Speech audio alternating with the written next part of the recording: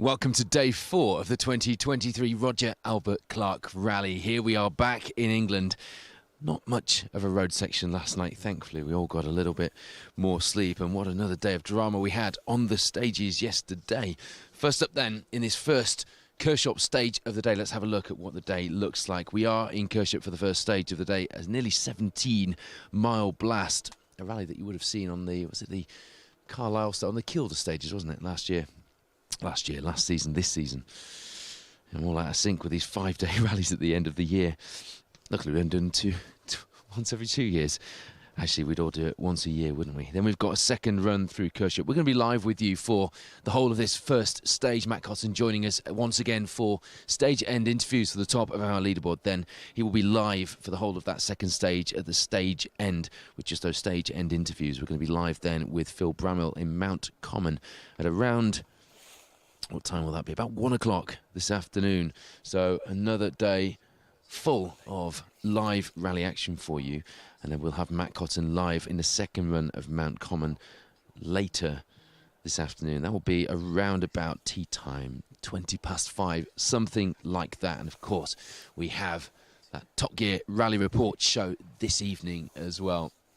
Again, looking forward to that. Matt Cotton, I think he's going to do some regroup stuff after that. So we're going to be live with you right into the evening today on the Roger Albert Clark Rally. Hello to you if you're watching from home. Thank you so much to everybody who's got involved, sending photos, sending their experiences, either watching at home or watching at the side of the stages, marshalling, whatever it is. We've loved seeing them coming through, and we're featuring as many as we can in our coverage, both during the live streams during the day and in the RAC Rally Report on the evening. Had a comment this morning that perhaps I'm confusing the original RAC Rally with the Roger Albert Clark Rally. I'm very much not, but there are shades of the original in this, aren't there? As we watch the first of our competitors through this first stage of the day, 16.7 miles.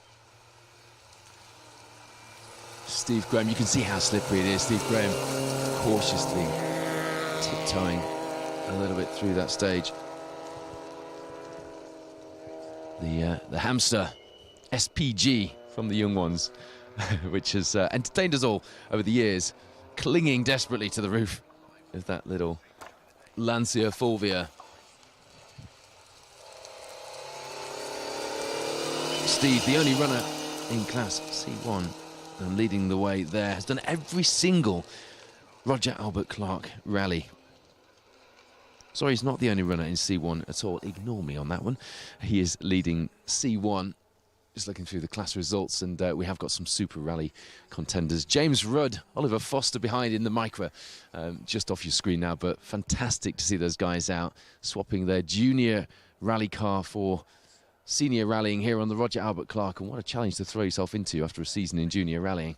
And the engine blew yesterday, but it's not all bad. They were an hour and a half away from home, so somebody brought the old junior, the old trusty 1-litre engine from the F1000 days back up to service. The team got that bolted in last night, and to be honest, they were done before we were with the Rally Report show. Came out expecting them still to be working, burning the midnight oil, and they were almost done. So fantastic job, and great to see those two out. I hope you enjoyed the little feature we did with them in last night's show.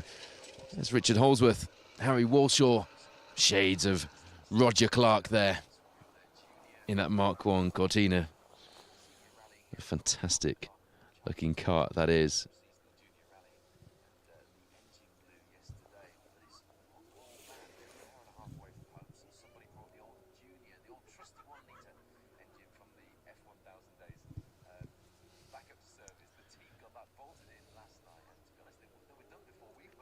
Real variety on this year's Roger Albert Clark Rally, something we've been celebrating in our shows so far, and I know you guys have been enjoying that as well.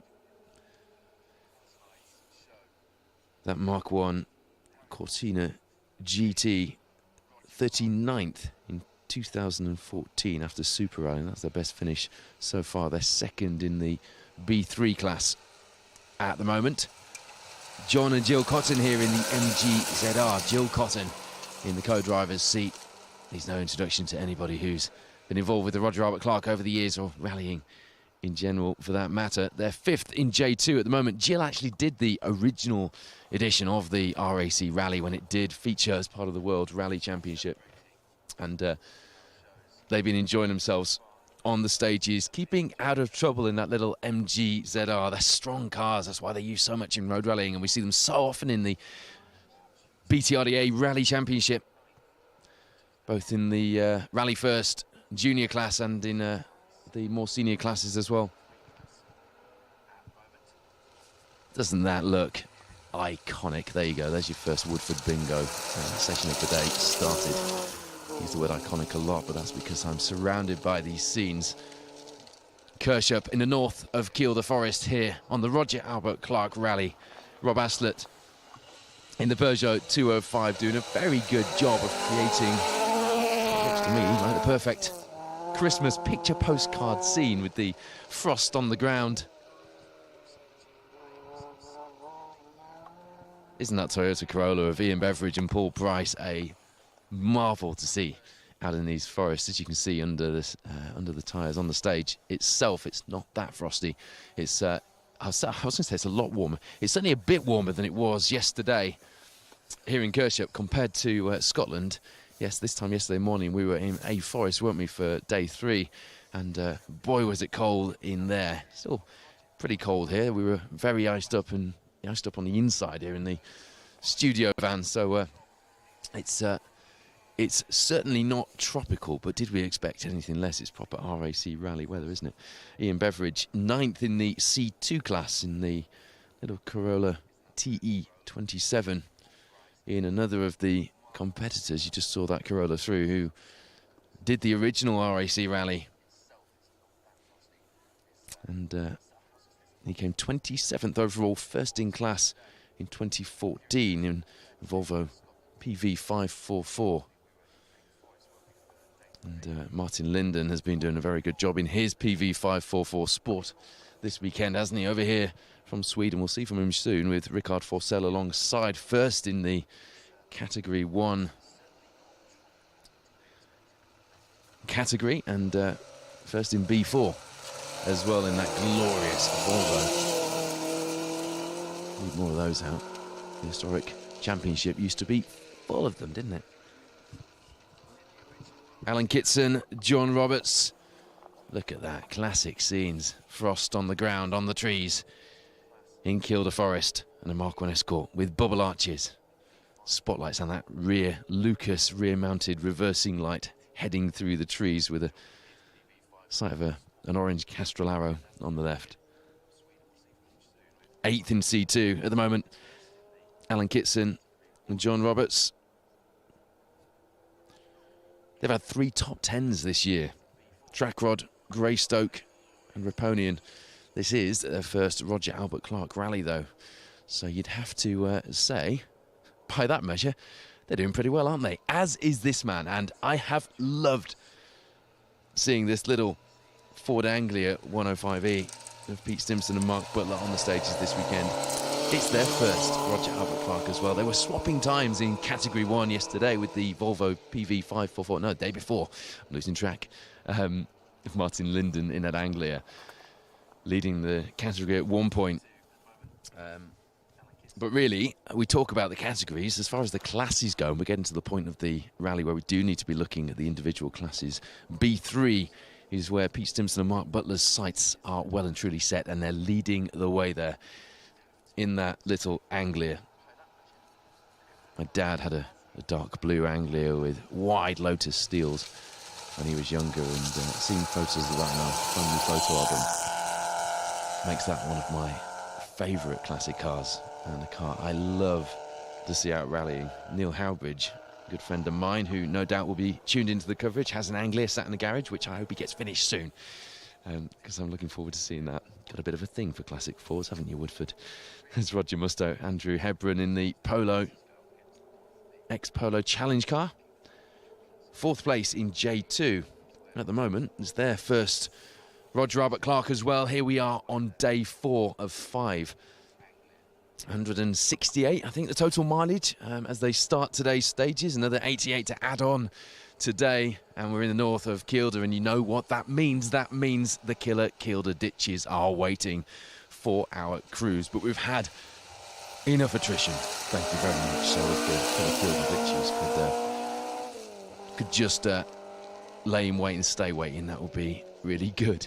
We've got some battles to get done out here on the RAC Rally. Patrick Messer, Natalie Messer there. Patrick, another one of our competitors who did do the original RAC back in the day.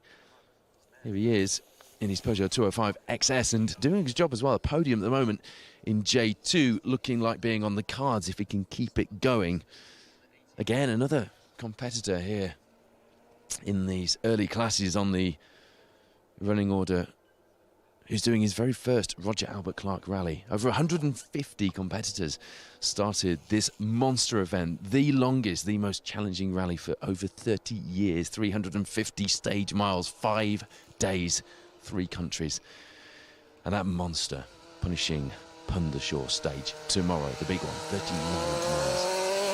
Wow, we're looking forward to that. We've got quite a few cameras out today, as well as our drone footage, which you will see as we go through the live coverage. Looking forward to bringing you lots of action and reaction from the RAC Rally today, and we wouldn't be here if you guys didn't enjoy it and didn't tell us you were enjoying it. So thank you so much for voicing and telling the world about the Roger Albert Clark Rally and what we're all doing here this weekend while we've been going through. Gregory Perard, César Delbecq in the Renault Clio Rally there, leading the way in Class J5, mixing it with our historics, the Open Rally classes allowing for a mixture of modern cars as well. Neil Weaver, Jack Morton, you'll see from them very soon, leading the way by a monstrous margin in the Open Rally.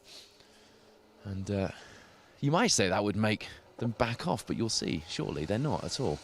That arm-shredding diff in the course of Super 1600 is working hard, which is great to see. There you go then, Martin Linden leading the Category 1 runners in a car that just stirs the soul, doesn't it?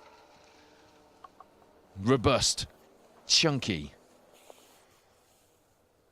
thumping Volvo PV544 Sport, leading the Category 1 and also leading B4 with Ricard Forsell alongside. Over from Sweden, lovely blokes and really pedalling that Volvo well.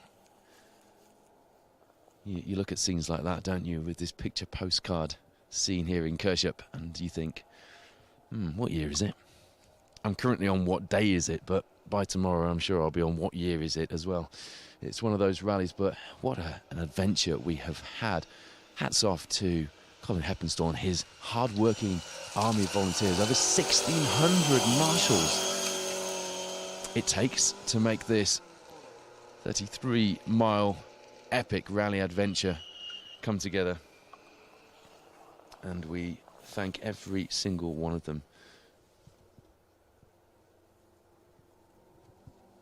You just saw the Hillman Avenger through there. Is that William Jones, wasn't it? 7th in Class C2 at the moment. I mean, I've got it down there that this is his first ever rally. I did mean to catch up with William, actually, to double check my working out on that one. But if that's the case, and I mean, don't get me wrong, EWRC can be forgiven for not knowing everything, but it does look to be his first ever rally. I'll tell you what, I really have enjoyed seeing that Vauxhall Nova out.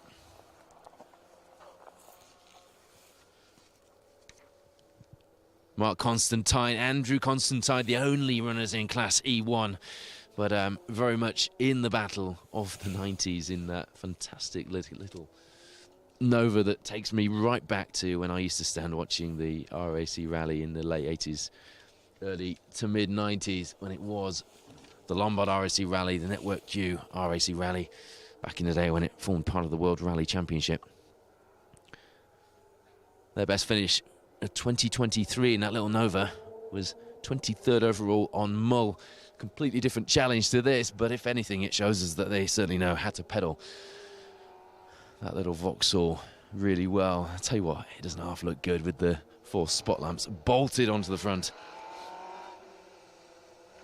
Absolutely loving the variety on this year's RAC, the Roger Albert Clark as it is now known. A rebooted event, very much in the spirit of the original, but not to be confused. Lyndon Barton, Simon Hunter there in their total liveried Mark II Escort, definitely on my list of liveries that I'd have to shortlist if I was building a Mark II in works colours. 6th in the J3 class at this stage.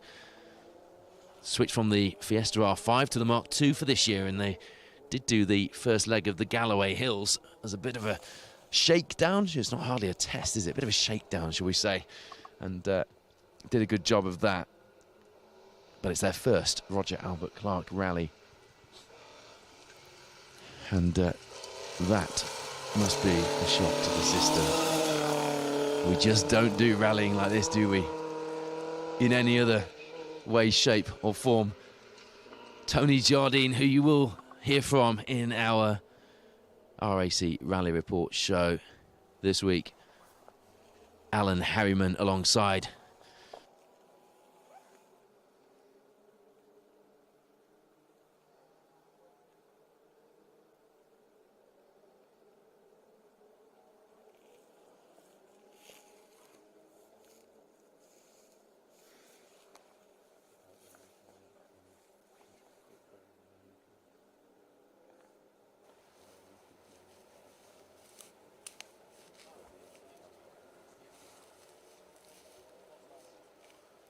But he came back in 05 in a Skoda Fabia. Here he is in that beautiful Hillman Avenger.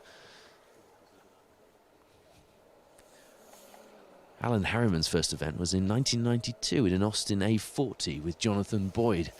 If you want a bit of rally history to go with your breakfast on this brisk Sunday morning, wherever you are in the world, I hope you're enjoying our coverage. As you can see, we've got 2 cameras out now. 2 views through this stage. First one at junction 11. And it's getting busy now, isn't it? You see Andrew Pidden, Thomas Pidden through in the Cortina. Through our second junction as well, which is junction 28. We're about a quarter of the way in for junction 11. And just 2 junctions from the end of this 16.7 mile stay through Kirshop for that last shot that we've got there. And there's James Rudd, Oliver Foster in that Micra Junior 1000 engine, bolted back in after the engine let them down yesterday, enjoying their Roger Albert Clark adventure and big smiles on their faces and kind of appreciating that the engine blowing, getting the engine driven up from home and getting it back in and going back to their roots with the Junior 1000 engine is all part of the experience. Pulling over there, nice etiquette from 2 very young competitors, in fact our youngest competitors, letting Richard Holsworth and Harry Walshaw in the Roger Clark-esque Cortina GT, one of my favourite cars on this event, through the stage past them without holding them up. Really mature driving from those 2 and a really mature approach to an event which, wow, would blow your mind at 18, wouldn't it? Both those guys just 18. Switching from the junior series and stepping up into senior rallying with, well, one heck of a challenge. It looks slippery, doesn't it, towards the end of this stage? And you don't want to get him through this 16, 17 miler, you don't want to be cocking it up at all. Going through there, Ian Beveridge, Paul Price, stepping that rear end out, but doing it in style and keeping it on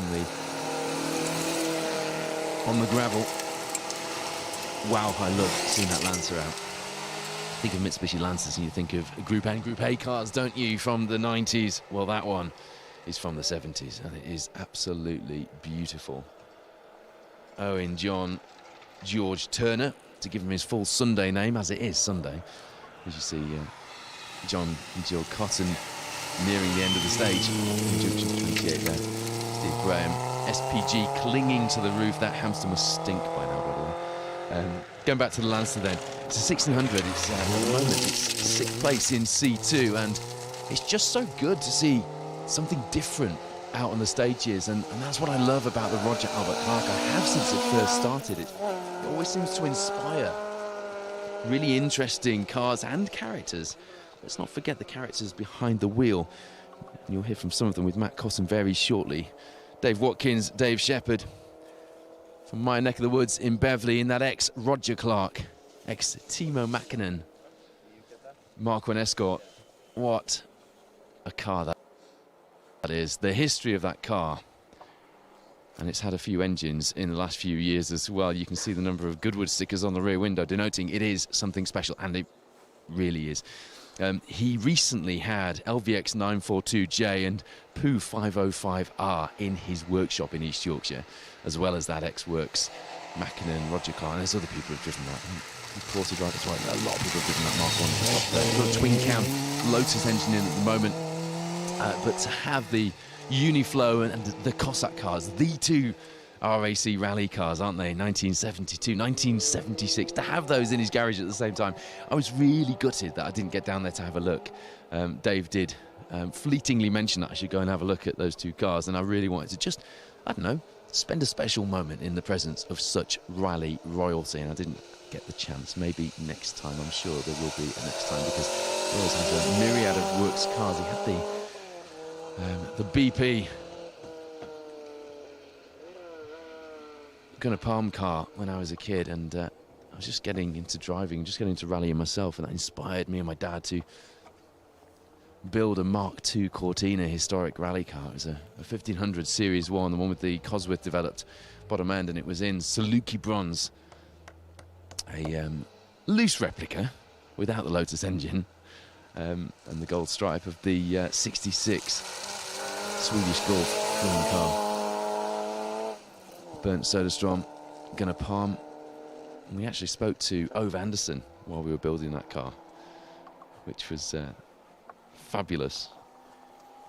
Great memories, and I've loved sharing your memories of the Roger Albert Clark Rally and the RAC Rally as we've gone through this event as well. Andy Madge, Matt Cooper, third in J3 in that Corolla AE86. If you saw Steve Harkness feature last night, the guy who has been putting together the tyre packages, and what a big operation that has been.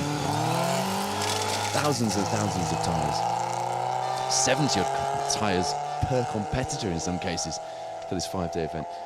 He and I were nerding out a little bit about Toyota Corolla AE86s. He does have a rather nice one that I haven't seen out on the stages for a while, actually. He's been out in the E30 BMW M3 of late, which is also nice to see, but I do love an AE86.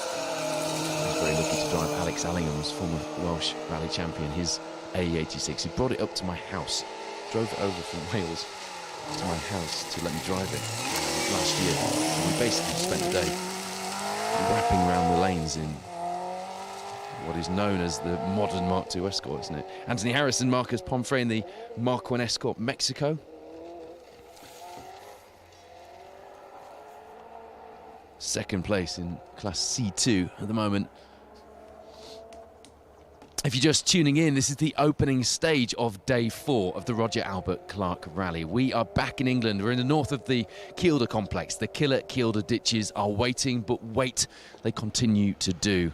Thankfully, the first of our competitors making their way through this first stage of the day. A 16.7 mile blast and 88 miles to add to a tally of 168. Take us to, well, that takes us to 258. If my maths is correct, by the time we get through into tomorrow's final day of the rally. And I'll tell you what, given that we've got that 39 mile Pundershaw Big One stage tomorrow, you'd think that they'd give our competitors, well, a bit of a quiet morning. Not the case. There's a lot of mileage tomorrow morning before we even get there. This split screen footage we hope you're enjoying here on the Roger Albert Clark. Junction 11, about a quarter of the way into this 16.7 miles stage. And junction 28 near the end. Noel Lappin, Connor Lappin, second in J2. I thought I'd seen them on the retirements list earlier. I must have misread that, and I'm delighted that I have. Noel doing this rally in memory of a very special friend, and we mentioned that on the RAC Rally Report last night. We will, as James and Oliver come through the finish in their micro here, we will catch up with them now that they're back running to just add to that feature that we did in last night's Rally Report show. Brilliant to see that little Michael running, smacking those bonnet pins down with passion. Never heard somebody described as bashing the bonnet pins down with passion before, have you? That's very much happening outside our studio van as we speak. So to remind you of the day's proceedings then, 6 stages today, 88 stage miles to add to the tally. That is, to put it in perspective, double the mileage of a national event, a BTRDA event, a Motorsport UK Asphalt Rally Championship event, for example. We're going to be live right the way through this stage. Matt Cotton will then be live with reaction from the second stage, also in Kirshop. Phil's live from Mount Common after that at around 1 o'clock. As you see, Alex Waterman, who already jumped back off last night to get the special stage studio van working. Thank you very much to Alex for that, in that beautiful Datsun Triple S 1600, a car which I've talked about a lot this year, actually, because it's been out a couple of times early in the year, and we were looking forward to seeing it out on the Roger Albert Clark, and it hasn't disappointed. I know you guys watching at home have enjoyed seeing that little Datsun out as well. Chris Davies alongside, the two of them were chilling out in the motorhome last night when I went wandering around the service area trying to find a set of jump leads or a jump patch to try and get the studio van working. Goodness me, was it cold last night in that service area, and those two were just keeping warm in the van while the team did final checks on the car ahead of today. Day 4 of our 5-day adventure across 3 countries, Wales, Scotland and England in that order. Aaron Mix, Abby Haycock in the 1400 Escort, their first Roger Albert Clark, and doing a great job actually.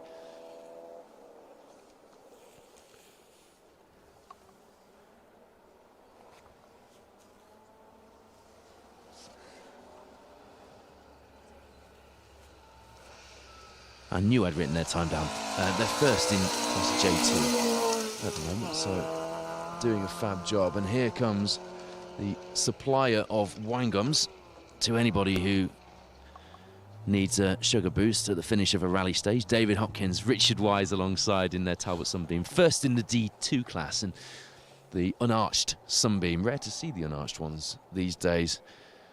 Do you know what? When it comes to Sunbeams, I don't mind which it is. Arched, unarched.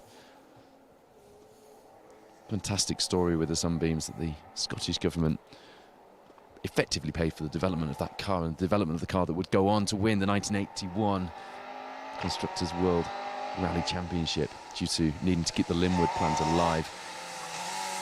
And the Roots people were very clever, because during the negotiations and the funding discussion, shall we say, it was just thrown in there that they'd get Lotus to help out. Help out they did, 2.2 litres of it. And that is what propelled Tony Pond to that incredible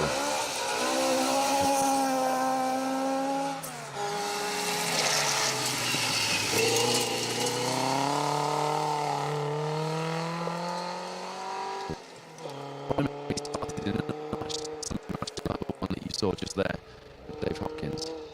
You'll have seen it. I think Corgi did a model, didn't they, recently? A red unarched Talbot Sunbeam TI that Conor McRae started. We all know how that went. Yesterday, to remind you, was the anniversary, by the way, of Richard Burns. Not the big anniversary. Richard's untimely and tragic death 4 years later. A day that always somehow lives with us. We don't feel like we've fully got over it, do we? Completely tragic, but there were some really nice celebrations, not least from Petter Solberg, a very close friend of Richard Burns, and of course here this weekend with us with his son Oliver Solberg. So nice to see those tributes to Richard Burns, a man who we treasure the memories of, and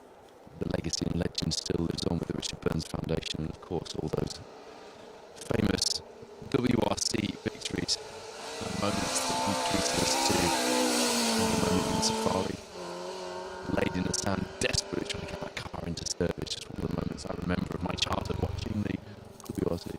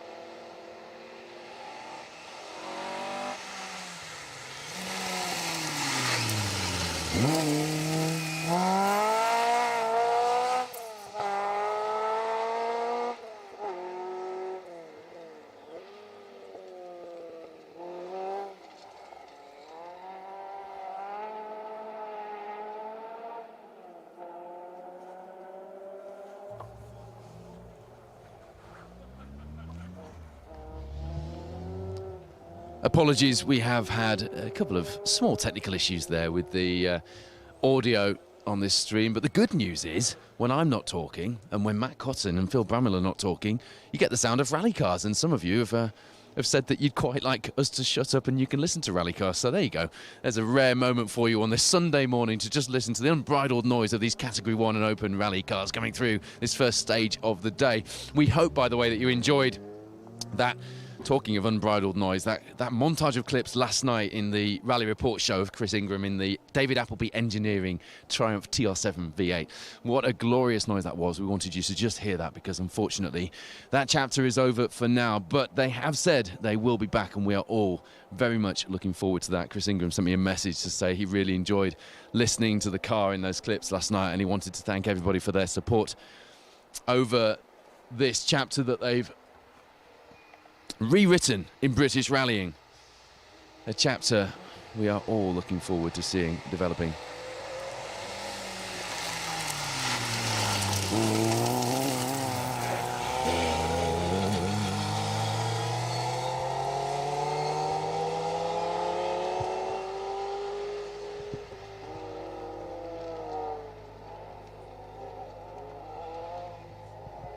It's a great shot at the end of this stage, isn't it? Coming over that bridge.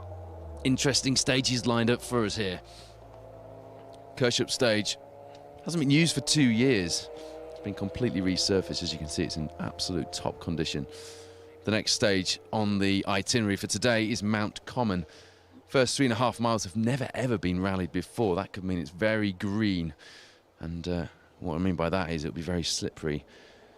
Another 16-mile stage. Last 3 or 4 miles haven't been used competitively for quite a lot of years. So a mixture of the Falston stage, if you remember that, with a bit on the start and a bit on the end as well. We're also going to Harwood later today. We're not going to be live for that stage, but you can follow the live results. It used quite a lot, the Harwood stage. The standard stage we have used in the past for rallying, though. You know, the bit that goes past the quarry. Apparently, that road is now part of the quarry where you can't use it anymore. There's a link road in the middle of the forest, though, and it's sort of sandstone rather than limestone like the rest of the stage, but it's just a bit that goes over the bridge. And, it looks really nice. Oh, I tell you what, that was scenes, wasn't it? Antti Harrison, Marcus Pomfrey, they're second in C2 at the minute, but if they get any wider through the end of these stages, that second place is not safe. But how good did that look? Keeping that Marc-Gwen Escort Mexico. Look at that. You see on the drone shot there. What a great shot of that Escort going absolutely fully sideways. The pendulum effect, we call it, don't we, in rallying? And a fantastic sight. A Marc-Gwen Escort sideways in the forest, and a classic forest at that. Welcome to our live coverage on day 4 of the 2023 Roger Albert Clark Rally. I'm Paul Woodford, and I'm joined once again today by Matt Cotton, who you'll hear from shortly with some reaction from our leading crews about to come through this opening 16.7 mile stage in Kirchup. And I'm joined later on by Phil Bramwell once again, who did another good job yesterday. It was cold in Scotland, and we all had less than 3 hours sleep each. We have had a bit more sleep today. Everybody seems a little bit more refreshed, and the competitors had a bit of a chance for a rest last night as well. And we go in today fully charged and ready to go again. The mileage that we've done so far, 158, is just staggering. When you think that's competitive miles as well, you add the road miles to that, and it's big numbers. And it's exciting. You know, we feel like we're on some kind of rally adventure, something very special indeed.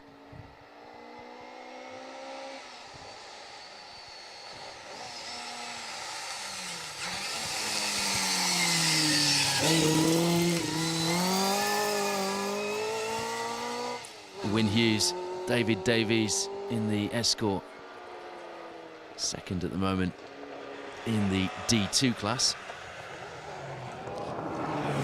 They were 14th overall, 9th in class on West Cork. It's the only other rally they've done this year in that RS 1800. It's their first Roger Albert Clark, and you often find, it's a fairly common thing this, that when crews are doing the Roger Albert Clark in an RAC rally year, they'll do a shortened or different looking season, both financially and logistically, getting these cars ready for this grueling event.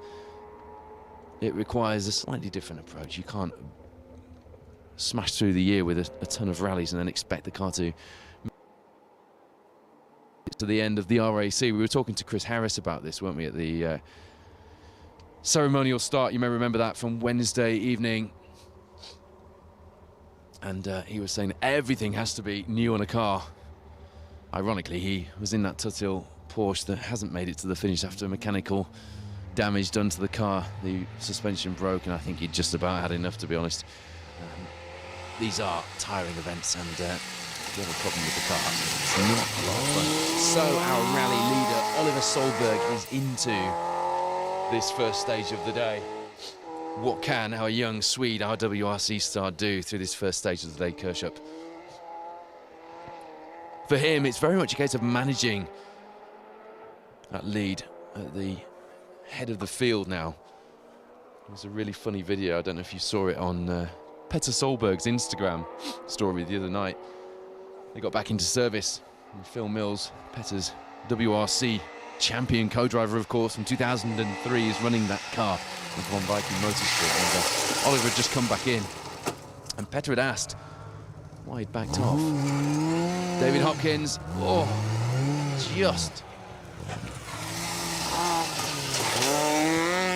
just trying to get that sunbeam reversed. Aaron Ricks, Abby Haycock snaking their way past. Dave Hopkins then, Richard Wise have put that Talbot Sunbeam TI off the stage with just 2 junctions to go. Junction 28, if you're looking at a stage map.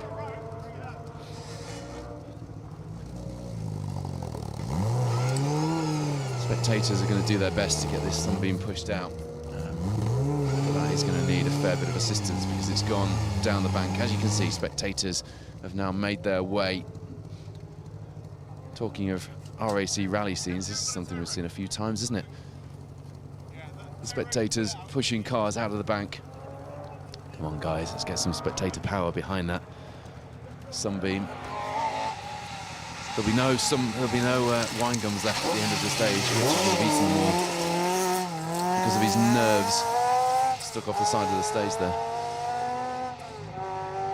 No damage done to that Sunbeam by the looks of things, but it is stuck off the side of the stage. Really unlucky there. Got on the brakes. Car locked up. There were passengers. They just had to do their best to limit the damage. The spectators are attaching a rope to the back of that little Sunbeam now. So Oliver Solberg, Elliot Evanson then into this first stage of the day. It's a 16.7-mile blast through Kershup in the north of the Kielder Forest complex. So hopefully, the spectator power, well done, folks. That's how you do it. Marshals gathering the spectators together to get that Sunbeam pushed out. Dave and Richard will hopefully see the funny side of that. They were leading the D2 class with quite a margin, so hopefully for them that's not going to make too much of a difference, and there won't be too much damage done to the car either. So our rally leaders in the Viking Motorsport Monster Energy Mark II Escort into the stage. We'll see from them very shortly at junction 11, about a quarter of the way in our first camera in this 16.7-mile stage. The gap behind to McCormack, our three-time event winner, the Irish pair, Martin McCormack, Barney Mitchell, is 4 minutes 15. Solberg must have come, well, we're hoping, I'm not just waiting to see the tracker, but I'm hoping Solberg has been through. Martin McCormack then, three-time event winner, you see through that first camera. Stopped at a local primary school in Lampeter. First day of the RAC as our open rally leaders.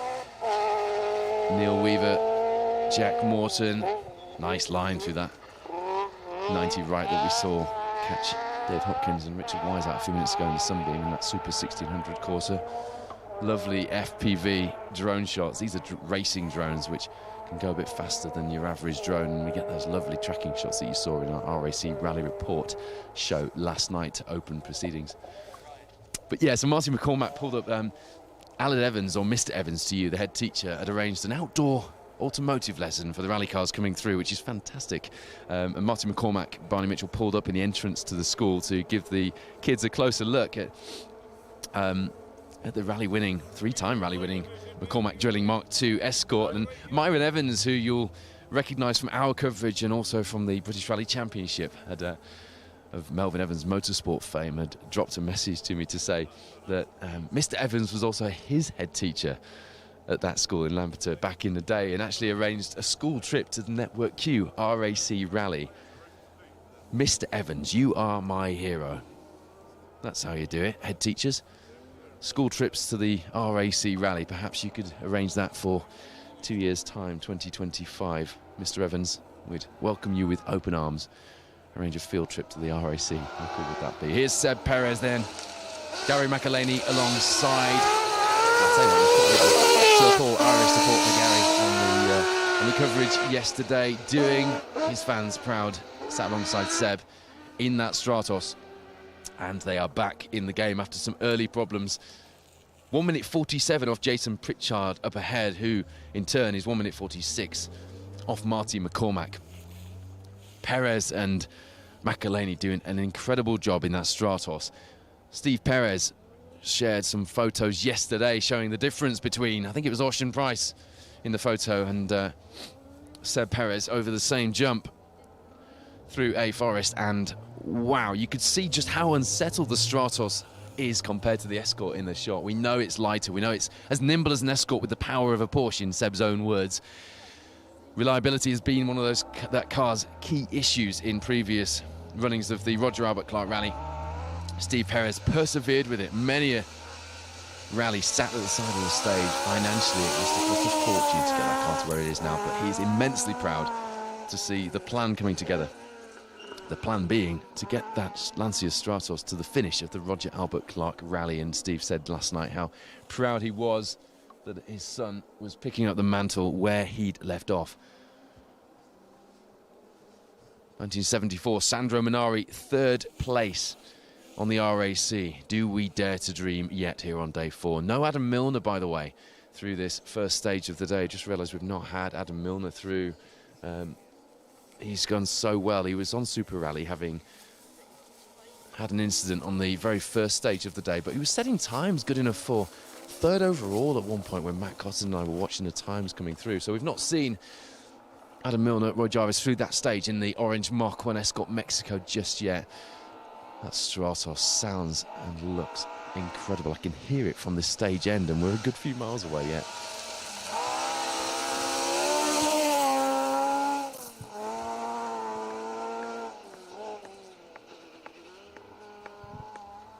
Yeah, Adam Milner is showing on the tracker. He has been passed in this stage. As soon as the times start coming through, we will give you an update. At the moment. But sometimes through, but not all, as Neil Weaver makes it through to the stop line here. Jason Pritchard, another of our competitors who will be on a massive push today. He's desperate to get back in contention for a rally win here at the RAC. The ominous pace out front from Oliver Solberg, particularly without Ocean Price, who was on his coattails and hanging in there in the battle for the lead yesterday before his unfortunate retirement. We're absolutely gutted for Ocean. And also, he pulled time back, 5 seconds back from Oliver in that second stage of the day before the engine decided enough was enough. Smoke coming from the Mark II.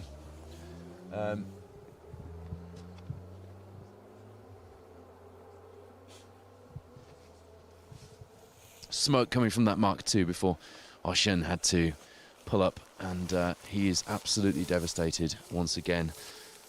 Disappointment on the Roger Albert Clark rally, but he has made his mark. He's shown his pace, and he's made it very clear what he can do in the right conditions. We just need that car to get to the end in 2025 for a massive fight from Ocean, and we have no doubt whatsoever that he will be back. So the fight at the moment then, at the head of this field, is it a fight? We'll find out. Oliver Solberg, Elliot Edmondson, currently 4 minutes 15 ahead. You've got to manage things at this stage. He doesn't know these stages. It's sometimes harder if you've got to back off and manage things. And Phil Mills, the team manager in Viking Motorsport, along with Oliver's dad Petter, will know that too well, and they will be reminding him that at every time an opportunity they get the chance. Oliver Solberg, Martin McCormack, Jason Pritchard, Steve Perez, Catherine McCourt, Ben Friend, Dickfried James, Adrian Hetherington, Daniel Mennell, who's on a charge, and Ian Evans are our top 10 at this stage. And our leading crews are about to come into the stop line here, where Matt Cotton will be getting reaction in this opening stage of the day. Kirship here at the Roger Albert Clark Rally. Thank you, Paul. Good morning. It's certainly going to be an unpredictable one. I'm not sure what kind of information you folks have been able to glean from the live feeds and the footage and the fantastic drone shots that we're seeing this morning. But certainly, talking to our Cat 1 and up to 1600 guys first on the road, this has changed very, very much over the last hour. The first few cars on the road that I've been speaking to said it's just a beautiful stage, really, really nice, what they probably expected in a way. As we've got towards the sharp end of this front-running crew category, I guess, what we're starting to see is this road polish up considerably. Now, I'm assuming it's just due to the amount of traffic over the top, but what everybody is saying is just this surface is just become like an ice rink. But the problem is it's not an ice rink all the way through. There's patches that are sustainable and there's patches which are very, very unpredictable. And as we know, unpredictability on grip levels is really, really tough to manage. Unfortunately, As I think Paul just mentioned then, Adam Milner stopped in this stage, crew all okay, but not going any further. We understand he is off the road into one of these famous Kielder ditches. You can't quite get an appreciation probably from the camera shot here, or maybe the feeds that you're seeing on your screen at the moment, but in places these ditches have claimed so many people over the years. Of course, some of the world's best as well. They're very deep, they're very boggy, and you're unlikely to get out of them once you're in them. It's just the nature of the beast of Kielder. It has a camber to it in many places, actually, but it looks beautiful. This Kirchup stage, 16 miles. What a way to start the day. A famous complex of the stage. Many of you might know the first half of this as Newcastleton.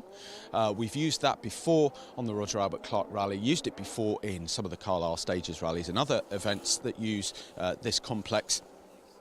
It's a Newcastleton start, short version of Newcastleton, and then it turns off the road and then turns into Kirchup, if you like. And that's just given us that 16 miles to start the day. It's going to be interesting. We're not going to be here for the entire field. We're just going to interview our front-running crews. But I'm very excited to hear what Oliver thinks of this. Now it feels like it's polished up. Neil Weaver, I just managed to speak to before Paul finished, reckons he's probably had more near misses in this one stage than the entire 3 days that he's contested so far. So that just goes to show just how tricky this stage looks like it's turning out to be. Not as cold as the last couple of days either. I know Bex, no, come on, that's a face Bex is pulling behind the camera. But it isn't as cold, it's only about 0 degrees, I haven't got the gloves on, there isn't a wind in the air, it doesn't feel that cold, but I guess what's happening is an overnight frost, a damp surface, you add some rally cars to it, it polishes the surface, and that's where we see some really tricky parts of this stage. I hope you've been enjoying the coverage over the last few days. Huge thanks to Paul for warming us all up this morning. If you are sitting there watching by the fire, got a cup of coffee, got the breakfast and toast on the go, hope you're all well, hope you're enjoying it over the next couple of days. We've got you covered throughout the day as well, so check out those live timings. A great mix of in-stage footage and stage-end interviews as well to keep you right up to date with what's going to be happening throughout our North Kielder leg. That's kind of what I've called it, really. We've got the likes of Kirchup and Harwood and stages like that today before we head into the Shepherd Shield, Pundershaw and Roughside area of Kielder tomorrow, which is a bit more akin to the Kielder water side, so the other side of that forest that Bex is looking over at the moment. That's tomorrow though, 88 miles today to go. Longest leg of the rally, 6 stages that's crammed into as well. And we still don't finish in Carlisle until 8:45 tonight. We're going to have to find an option for food tonight, Bex. It's 8:45. I think we said we'd go live tonight. So it's a long day, but we're really looking forward to how this is going to pan out. As we're waiting for our top crews to come here at the passage control then at the end of the opening stage, Oliver Solberg has a 4-minute and 15-second lead over Marty McCormack heading into the 4th day of the Roger Albert Clark Rally. 6 minutes down is Jason Pritchard and Phil Clark in 3rd. In 4th place, Seb Perez, Gary McElhenney in that Lancia Stratos, 7 minutes 48 down on our leaders. 5th place, Cathan McCourt, Liam Moynihan, 8 minutes 20 down on our leaders and 32 seconds down on Seb Perez. That's manageable today. With the stage length that we have, it is possible that Cahan can make some inroads on Seb Perez today. So 32 seconds the difference between Seb in 4th and Cahan in 5th. 6th place, Ben Friend, Cliffy Simmons, solid run so far. They're determined to get to the end of this rally, so just picking their own pace. 7th overall, Dyfrig James in 7th. In 8th, we have Adrian Hetherington. 9th, Daniel Menil. 10th, Neil Weaver. And leader of the open category by about 3.5 days. And Ian Evans, 11th overall. Vivian Hammond.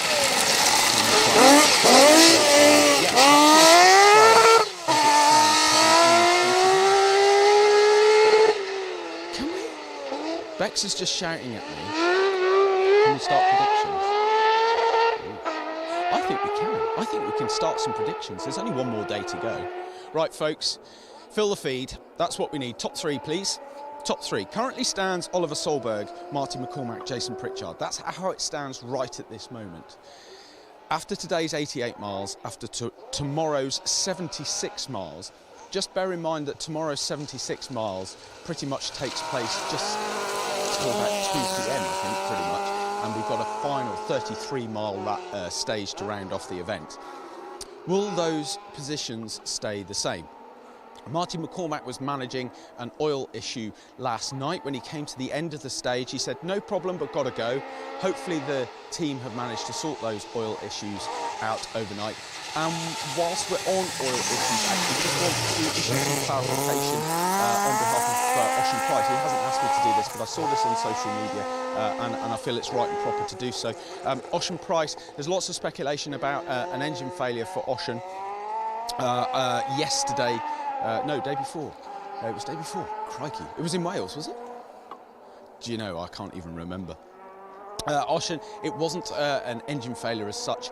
They were managing an oil leak, I think it was, and then unfortunately it just ran out of oil. The engine ran out of oil, so they pulled over to save the engine. There's just no more oil left. They were stuck in the middle of the forest. They couldn't do anything more about it. So it was an oil leak that caused the exit of Ocean Price. Not sure if Richard Tuttill's starting today. He came out last night with suspension issues, puncture, fell off the jack, lost 10 minutes at least, and he said he wasn't coming back out again today. Obviously, we lost Chris Meek earlier on in the weekend. That was sad to see. So we'll wait to see if Richard Tuttill makes an appearance. Chris Ingram, we know, has retired the TR7 V8 a couple of days ago. Paul Barrett sadly didn't make it out of yesterday. Ended the day on a tow rope. Matt Robinson is back in though. We saw Matt Robinson complete the record well down the order last night. He did complete last night's stages, which Richards is on the start. I know Richards on the start list. I would have thought the team would have said they're not restarting, but it would be interesting to see if he does turn up. James Ford will not restart, and I know that because producer Wayne handed the tracker to one of the safety car teams. So we know that James Ford will not restart today. Suspension issues on that Porsche 911 means he won't be back out again later on today, which is sad to see. I don't think Greg Mervius will be back out either. I don't think I've seen that Toyota Celica come off the trailer over the last couple of days. So I'm assuming that Greg Mervius unfortunately won't be bringing that back out again this weekend, which is a real shame. But Ghislaine is still going, well down the order though. But he is still going as far as I am aware. Daniel Alonso. Who? Right, so, okay, thank you. Some breaking news from Wayne there, that Barry McKenna pulled over on this stage to let Jason Pritchard pass. Of course, Barry McKenna not fighting really for overall results at the moment after his dramas in the southern mid-Wales stages. It was towards the end of the this stage. It is a long one, 16 miles. So Barry obviously saw Jason in his rearview mirror, knew that he really didn't have anything to gain, but Jason had a lot to lose by being caught, or catching Barry, I should say. So fair play for Barry for moving over in there, hopefully not costing Jason too much time. There's a massive difference. There's almost 2 minutes between Marty and Jason, and the gap between Jason and Seb Perez is 1 minute 47. So a bit of no man's land for Jason, but nevertheless that can really upset your rhythm. It can really just lose concentration when you catch a car. And as we said when Paul passed over to me, it's so unpredictable in there this morning. It just sounds like there are sections that have got grip, there are sections that haven't, and as we know, that's when things get a little bit icy with an S, which is what? Spicy. And a P. Go on, Bex. Yeah. Barry could have a puncture, so that might explain it then. Flat. Okay, that could explain why Barry McKenna then pulled over to let Jason through. Didn't realise Barry was running ahead of Jason on the road, actually. But thanks to Wayne for that heads up in there. Can hear a car. But it's not Oliver. That doesn't mean anything though. Bex, I don't know how far you can come up here, but I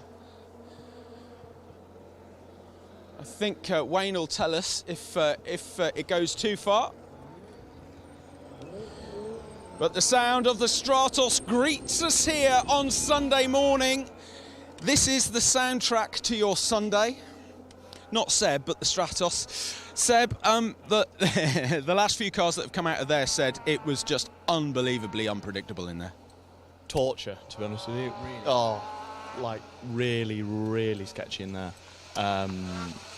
So just glad to get through it, to be honest with you.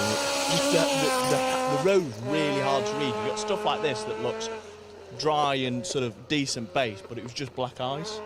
And then you come to some stuff that looks quite loose and you have some grip, and it just didn't. So trying to understand what the surface was doing was really tricky in there. Good. Okay, time in there, please, Gary. 18:03. 18:03. That's our benchmark. Not had anybody through. Have you passed Oliver in there? Yeah, Oliver's They're all up there having a mother's meeting, so there won't be long. Tea and cake. But Pritchard's got a puncher. Pritchard's got a puncher. Yeah, so in stage. So. Okay, interesting. Seb says that Pritchard might have a puncture, not McKenna. We'll find out. We will find out. There is a bit of a road section between the stop line and this passage control. That's an 18:03 for Seb Perez in the Stratos. Now, our rally leaders then, Oliver Solberg, Elliot Edmondson, into the passage control. Oliver, that is Kielder. Bloody hell, that was extremely difficult. It was ice, good grip, narrow, ditches. Oh my God, but I think we were quickest in there still, so not too bad. Can you see why it's so infamous now? Killer, I see it now, yes. But it's ice on some places, incredible. If it wasn't so icy, do you think it would be a really, really nice stage to get stuck into? It's a nice stage, but it's very narrow as well, so it's difficult to push, and in the middle section was super loose, so no grip whatsoever, but okay. Okay. 17:56, yeah. It's a good time from Seb Perez, 18:03. Yeah, very good. Well done, thank you, Oliver. 17:56, but a kudos to Seb Perez for an 8:03 in there. Wow. Right, Jace, have you got a story to tell in there? Yeah, second left-hander, knocked the tyre off the rim, stop and change, so dropped a few minutes, and Marty said Oliver and himself did the same, but they got away with it, but it's not my lucky day by the look of it. Oh, mate, unlucky. How much did you lose in there, Phil?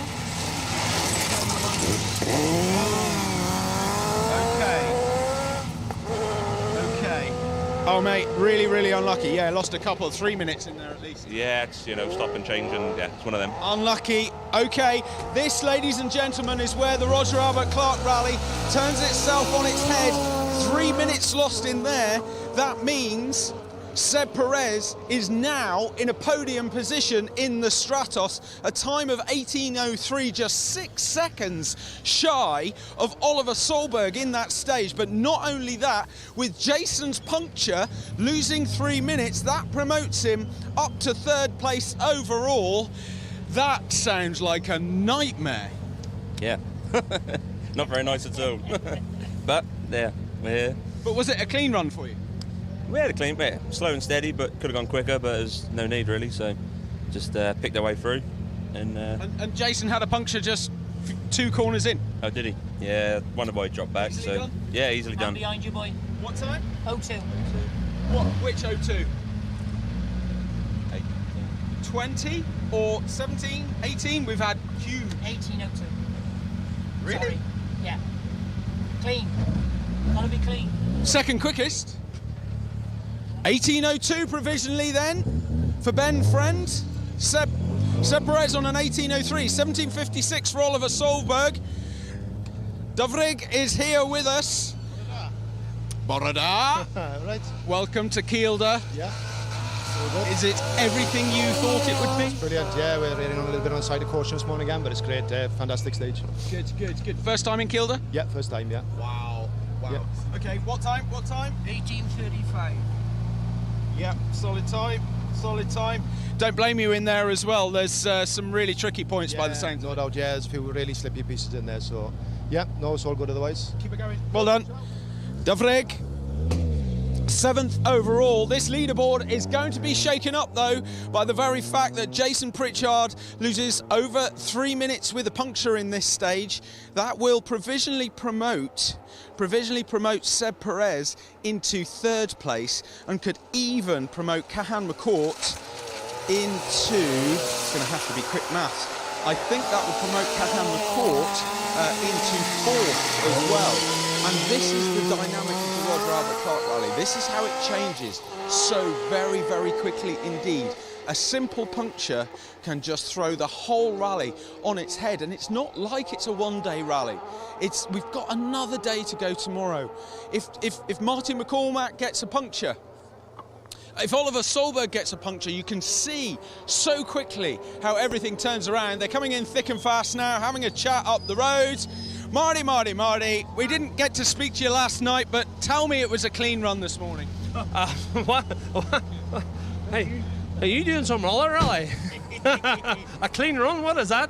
Not in Marty McCormack's eyes. I've been lucky enough if I clean myself. What did you get away with? Corner.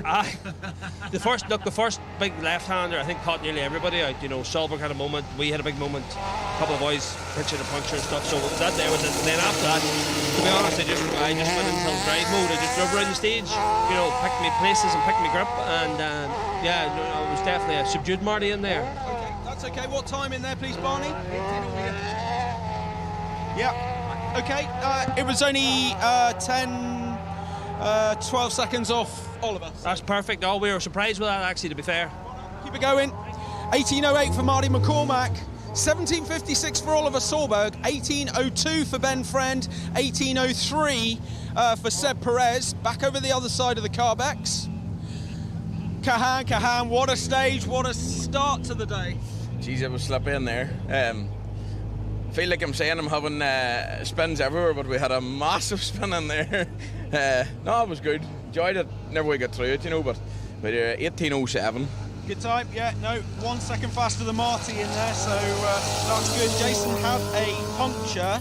I think it provisionally puts you up to 4th overall. He lost 3 minutes in there. Did he? Yeah. Right, no, look here, he's unlucky. I seen where it happened. He run wide and just caught the back wheel, but hey, it could happen to anybody in there. It could. Right, get going. Kahan McCourt, provisionally we think up to 4th overall. 18:07 is the time for Kahan. Barry, right, let's find out what happened. Barry, we heard that, did you catch Jason, or did Jason let you through, or what happened in there? No, we passed Jason. He must have had a puncture or something, and then we passed him, and then we ended up getting a puncture ourselves. So then we let him past us again, so it was like cat and mouse out of the stage. You need to write a book about this rally, mate, don't you? I know, yeah. No luck at all. Did you stop the train? Yeah, no, we only changed it. We drove for like 3 miles maybe with a punch on back. 18:46. 18:46. Well, I'll tell you what, you only lost 46 seconds, so... Oh, wow. Very good. Thank you. That's good. 18:46, so it was towards the end. 18:46 for Barry McKenna with a puncture in there. Not lost too much time at all. Ian round the other side of the car. Ian, good morning. Welcome to Kielder. It is some of the finest stages in the world up here, but by God, is it difficult. It is very difficult, yeah. Very slippery out there. We took it way too cautious, but and 2 cars went off in front of us as well, so... Easy done. Easy, so yeah, we're just trying to do our own thing, really. Keep going. What time? Yeah, I don't blame you for just wanting to get through that. Well done. 18:58 there for Ian Evans. 11th overall coming into this stage. Sorry? 18:35. Perfect. Well done. Wanted to know what Deverick did. 18:35. That doesn't sound so well. Slippery as. You know the slippery feeling. Yeah, but I want you to finish the sentence. It was a greased weasel. I'll tell you what, it was carnage in there. Was it? Oh yeah, they laid all over. We were glad our gearbox was sticking in second.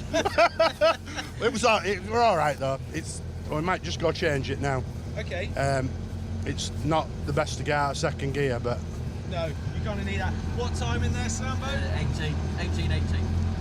Awesome. Bloody hell. Okay, fair play. Yeah.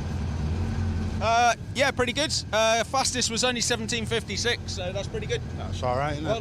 Well done, Matt. Great to have you back again, Sambo.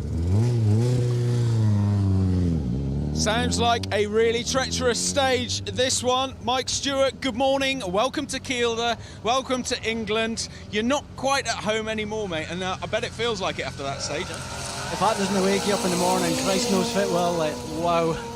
Oh, carnage.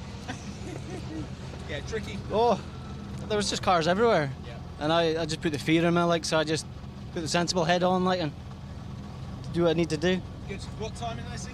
18:51.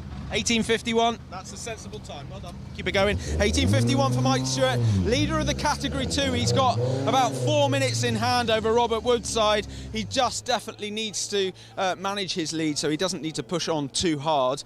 But we know that sometimes not having a bit of an attack can be quite tricky, especially when the grip levels are changing that much in there. Sounds like an absolute nightmare of a start of the day. It's better than a cup of coffee. I'll give you that one. Yeah, there was a lot of cars off in the first sort of 3 miles of it, and then there was even more. There was a couple in the latter stages. It's tricky in there. There's very little grip. We just took it very cautious, and bit of a survival stage, to be honest. I'll say that now. Depends on what you're going to say time was. But I think everything's just polishing up. The first few cars on the road, we're not saying anything about the conditions, and I think as the cars have gone over it, it's just becoming like an ice rink, I would say. Yeah, but potentially it's just getting worse as it sort of compacts down, but it was really tricky, yeah. Okay, James, what time? 18:49. Okay, what's your benchmark, Sasha? About 40 seconds lost, isn't it? Give or take. Yeah, Mike Stewart was a 39, Kahan was a 18:07, Ben Friend 18:02, Seb Perez 18:03. So time to be had, but sensible. Yeah, very sensible. Well done, thank you, Sasha Kaka, James Aldridge. Time to be had in there. We'll keep going for a few more cars, but if you are just joining us for the first time here at the opening stage of our 4th day of the Roger Albert Clark Rally, drama from the podium sees Jason Pritchard get a puncture, drop himself out of 3rd place, promoting Seb Perez to those podium positions. What a tricky stage that is to start the day. Wow, that was really tricky. A lot of cars up in there. Survival just to get to the end. We through it. The lucky thing is we've got to go through it again in an hour and 20 minutes. I know, but at least you know what to expect this time. Yeah, very slippery. What time in there, Jamie, please?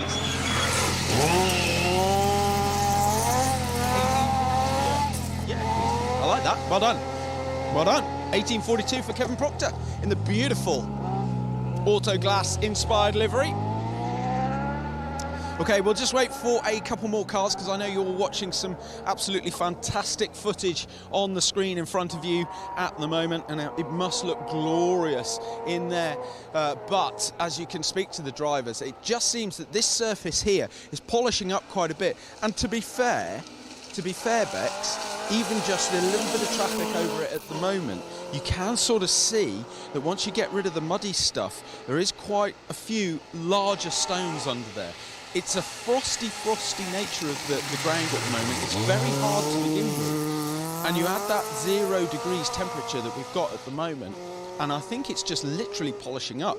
But the challenge is, what's happening is that you can have this stretch of road for 100 metres or so, and the first 50 metres are absolutely perfect, they're grippy, and it will be the last 50 metres with no grip on them whatsoever, and that's what makes it unpredictable. It's not even corner by corner, it's just metre by metre that just becomes really tricky to manage. But Oliver Solberg has managed it perfectly, 17:56, but huge kudos to Ben Friend and Seb Perez. 18:02 in there for Ben Friend, 18:03 for Seb Perez, 18:07 for Kahan McCourt, 18:08 for Marty McCormack.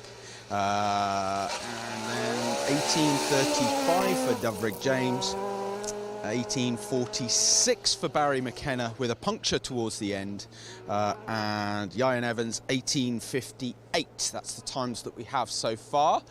Just want to wait for 12th place man, which is Vivian Hamill, but Daniel Menel is up first. Currently 9th overall. There is just 5 seconds between 8th, which is Adrian Hetherington, and Daniel, which is 9th. We went off in there. So's Adrian. Oh, we've lost about 15 minutes in a ditch there. 15 minutes? Yeah. Something like that. Adrian went off in front of us, and we've gone off before. Well, we got out, and Adrian was next corner, a couple of next corners on. It's slippy in there. Does he look like he's going to get out? He'll get out. They've got a tow rope on. Yeah. Front end's in air, but we were like, we couldn't open either door. We're that proper Kielder ditch. We couldn't open either door in there. Wow. Okay. We had to get out to the window to get in the tow rope and stuff. Get out the window, says Stevie Brown. Okay, guys, keep it going. Daniel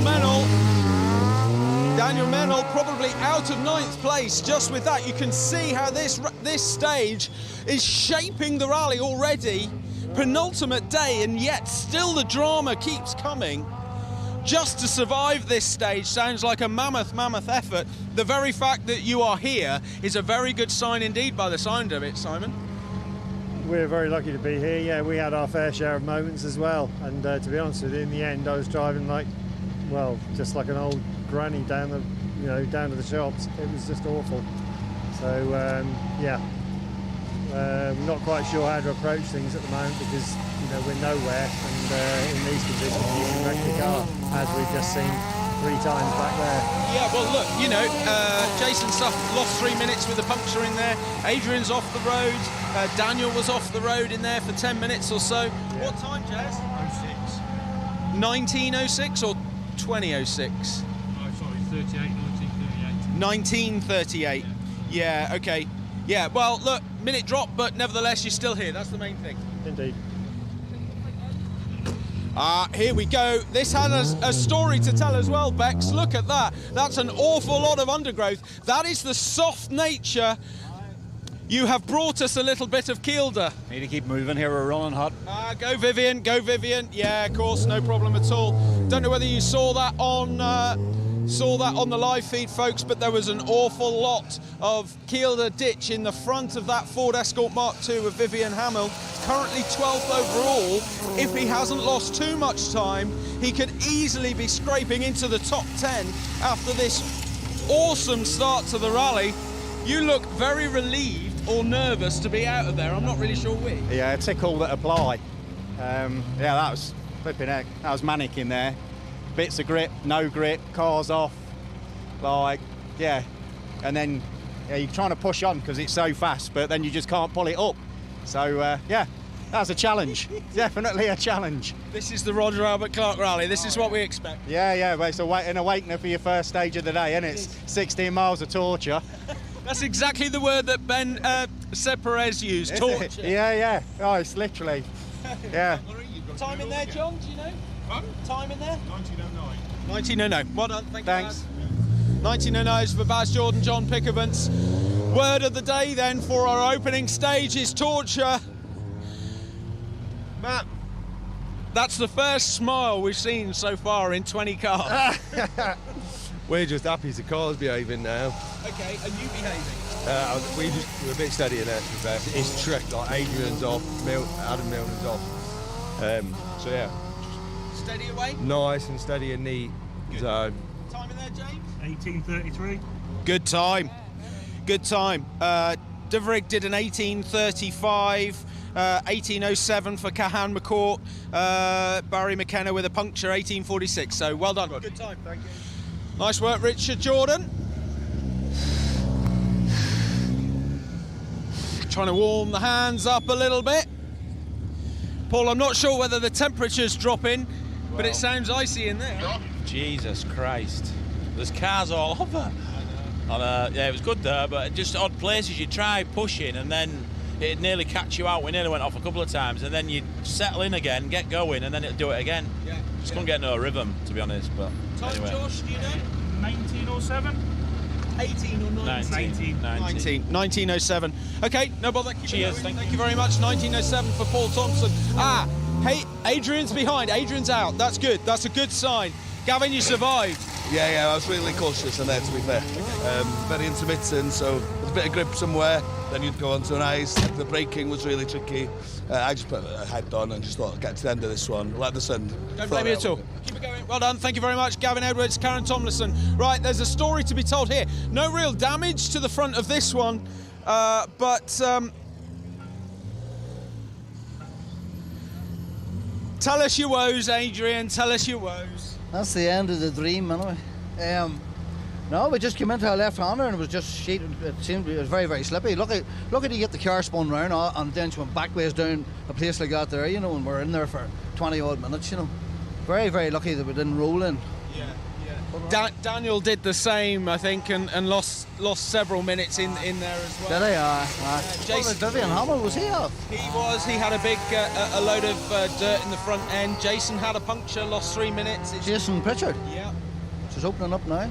It is. And that's the thing, you know, you might think it's all lost, but quite quickly that leaderboard can change. Yeah, well, we went on a hard tyre. We had a soft tyre on, then we changed it out the road. We thought 13 miles. The last time I done this stage was 2 years ago in the dark, and this stage was really rough, you know, and grippy, but today it's the opposite, completely the opposite. Yeah, it's like this. It's the opposite now.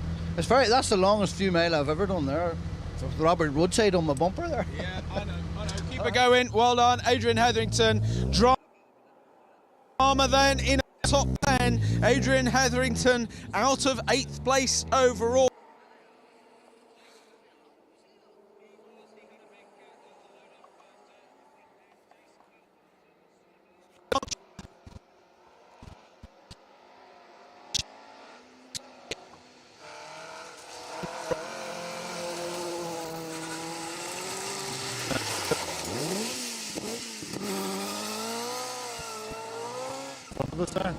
Adrian, yeah. It was on my mirror, so I slowed in.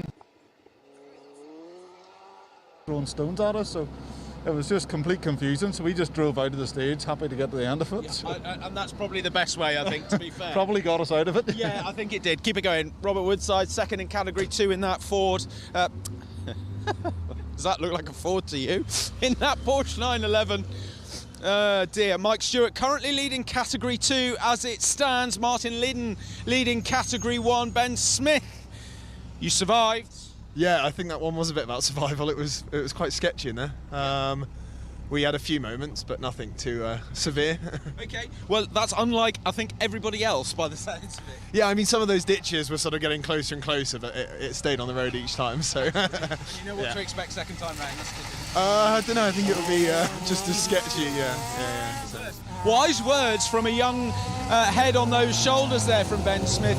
If it is going to polish up like we think it is, it could be even worse in their second time through. Everybody is absolutely relieved to get through that stage, Baz. Very, very relieved. It reminded me of Chase's Matthews Pigs Round the Sty on Circumcision Day.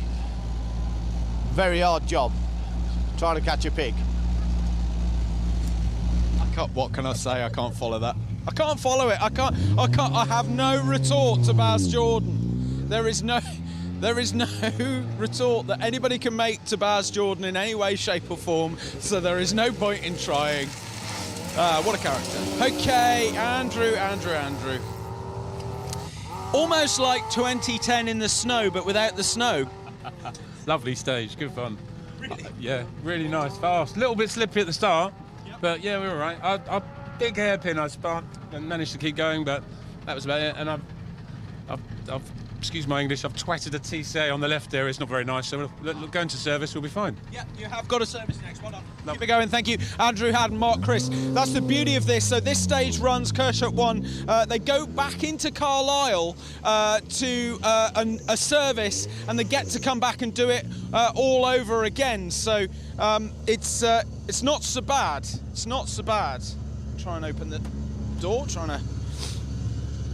Great. Good morning. Welcome to Kielder.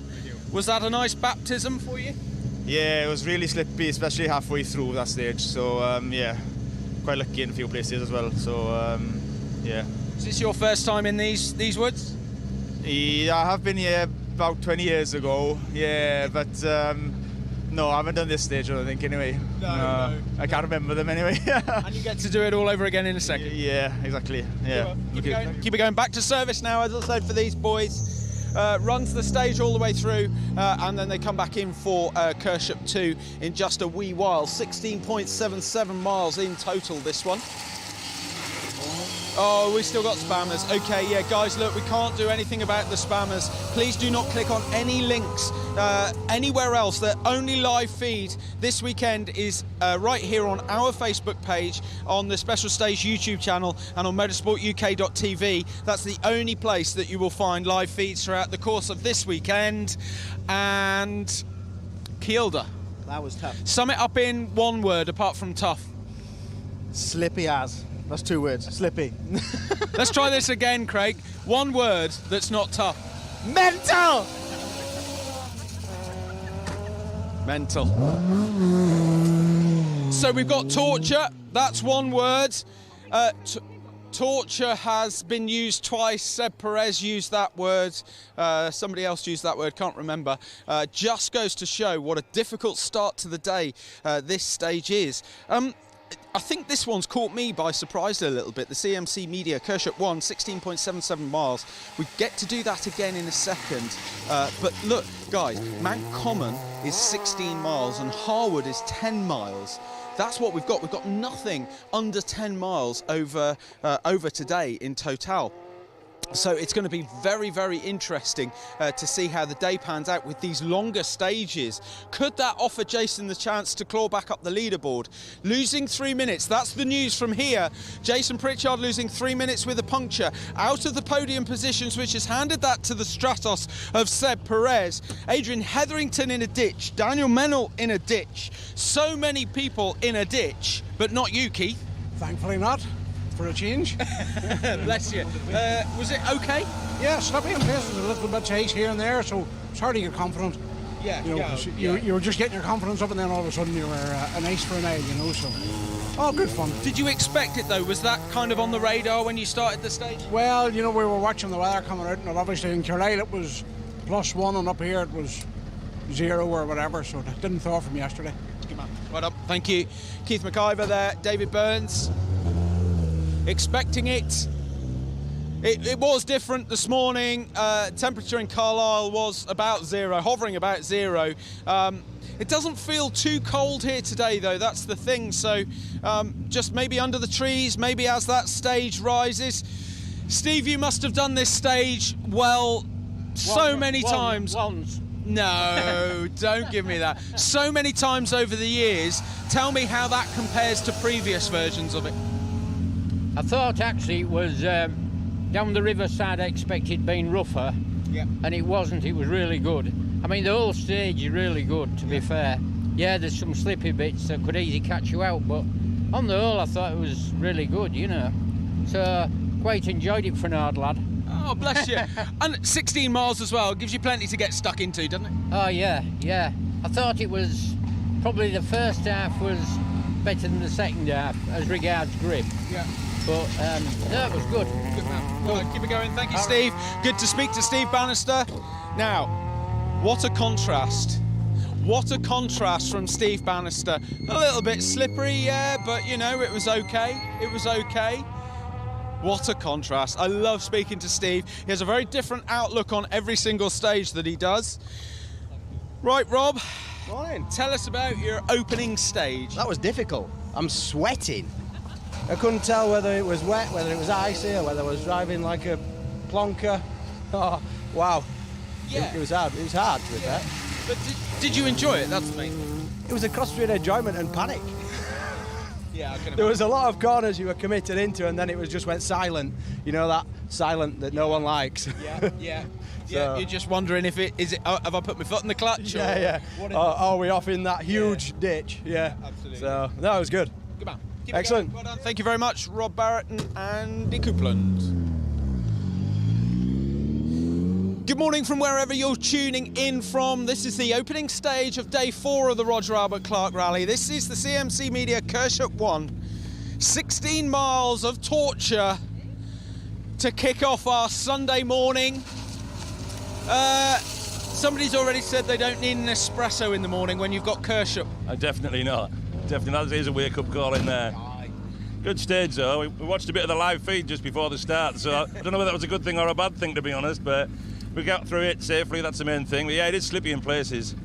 Unpredictable. Yeah, that nasty escort bump in there somewhere from the earlier group, I think, so they were flagging us down, so that always makes you a bit wary, doesn't it? It does. It tells you a tale, does that? Yeah, but yeah, easy stage to have a loser rally in that one, but nice one to get through. Keep it going. Well up. Thank you very much. The Thompsons there. Seems like quite a few people are watching the live stream before they're heading into this stage, just to get a feel of what it's like in these stages. Very WRC styly to be watching the live feed. My God, that was slippy. I didn't even have to ask. Oh dear me. Yeah. Whoa. Yeah. Got to be so careful in there because you just slide off Ryan and you're gone. You know, it's Whew, hard work. Was it soothing for the soul in there, or was it just blind panic, do you think? My stress levels have gone up mega. Well done for getting through. Thank you very much.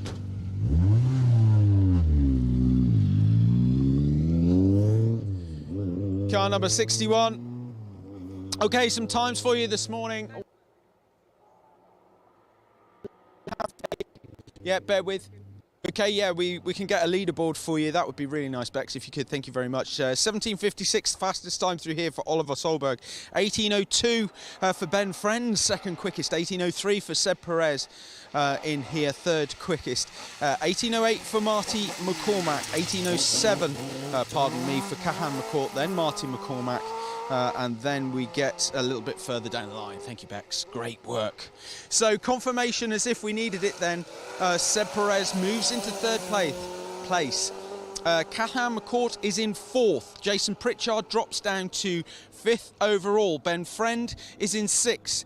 Dyfrig James is in seventh. Ryan Evans in eighth. Mike Stewart, a stunning run. Ninth overall in that Category 2 Ford Escort Mark 1, leads the way in Cat 2 in ninth overall. Sasha Kakad in 10th. 11th place Barry McKenna, despite the puncture in that last half of the stage. Kevin Proctor 12th in that beautiful Sapphire Cosworth. Richard Jordan 13th. Paul Thompson 14th. Rounding out actually, Category 2, second place now is young Ben Smith, because it looks like Robert Woodside has dropped out of second place in Category 2 after this morning's stage. Wow, this is delivering. This is delivering, Donald. This is just unbelievable, this one. Oh, it's a beautiful, beautiful stage. Really fast. Very, very, very, very slippy. But nice. Very beautiful, beautiful. Yeah. How Rudy didn't catch us behind us, I was just got a couple of frights. Just calm down, calm down. It's a long way to go yet. It is, and they're just gorgeous, but they can lead you into a false sense of security these stages. They do, because you get the slippy bit, the good hard bit was there, and then come to the corner and so I had a couple of frights. Just calm down, smacking the fingers and calm down. It's a long way to go yet. I got into trouble.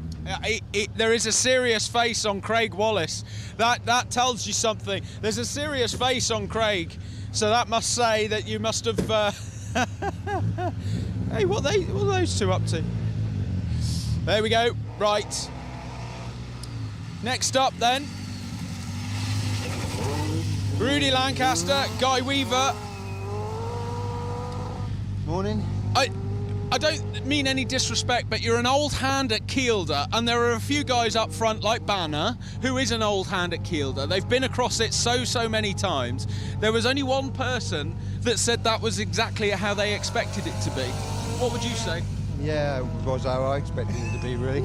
The other person that said, yeah, it was all right, was Steve. Yeah. Everybody else thinks like that's like we've just driven across the moon or something just completely different. Yeah, no, slippy, yeah. You're out in the tundra there, aren't you? You know, for sure, yeah. There's a lot of long sections where you don't see anyone or anything, you know. Yeah. I see where they've got the trackers now. Yeah, exactly. Find you sometime next year. Exactly. You can come back in 2025, rejoin the rally. Yeah. Yeah, but good run for you, okay? Yeah, good. We punctured again on the last stage last night. Seemed to have had a puncture in ages, and they've had two on this event in the worst places. But yeah, you know, a couple of steps forward, a couple back. It's an absolutely fantastic event. The stages are fantastic. The duration, you know, is second to none, is it? You know, and so yeah, you know, what you're not getting perhaps the result you wanted to get, but you are getting an experience, and day after day of driving the car, and you know, yeah, magnificent. Do you still like Guy next to you? Is he all right? So far, so good. Yeah. Well done, Rudy. Thank you very much. Great insight into the attitude that you have to have, I guess, to do this rally. The feeling that you have to be able to complete a rally like this. It is like no other, and it's like no other because of stages like that, Ken. That's amazing, yeah. It's woken us up. Fantastic. And the thing is, we're just thinking if we get to tomorrow, that's only halfway through the last one. I know. That's incredible. So that's the thing, isn't it? You've got to do twice that tomorrow afternoon. And a bit more. Phenomenal. But no, it was a great start to the day. So yeah, keep it going from there. Keep it going. Well done, Ken Sturdy, Alex Lee. In the Mark II. Jim Robertson now. Expecting some nighttime running, Jim. Got the pods or the lamps bolted to the front. Jim, I don't think you were expecting to take quite so long in the stage because you've got your spotlights still on. Were you anticipating something? I think it's just the hassle factor, taking them off and setting them up again. So they're on, they're bolted up, they're adjusted. I ain't moving them. Good. I just hope it. Well, I'm not expecting to damage them, but however, they're staying on. Good run through there. Okay. It felt good. It was fine, no problem. So a wee bit nervous at the start, but that's what you get. Just get back into rhythm again. We just need to find a rhythm and keep going. Keep going. Well done. Thank you, Jim. Interesting dynamic between the likes of Steve Bannister, Rudy Lancaster, Jim. I'd say, you know, no disrespect, but maybe like the old school attitude of coming into Kielder, whereas the youngsters up ahead were slightly surprised by the conditions. We do want to chat, Andy. You know, don't rush off. There's nowhere you need to be today. That's the good thing. No, we were nearly in the ditch. We were in the ditch. Okay. That's why. There are a few people that are the same. So you're in good Mr. company. Milner and co. Yeah. But I nearly went with him. Easy done. Oh, very, very easy. Yeah. Did you get stuck in it, or did you just drive out? Well, spectators helped us. Oh, bless them. Which Shout out was to them then. Thank you very much. Well done. Got out of the ditch. Yeah, I can see some handprints here, Bex. There's some handprints on the side of the car. That's a sure sign that there's been some spectators pushing you out of ditches.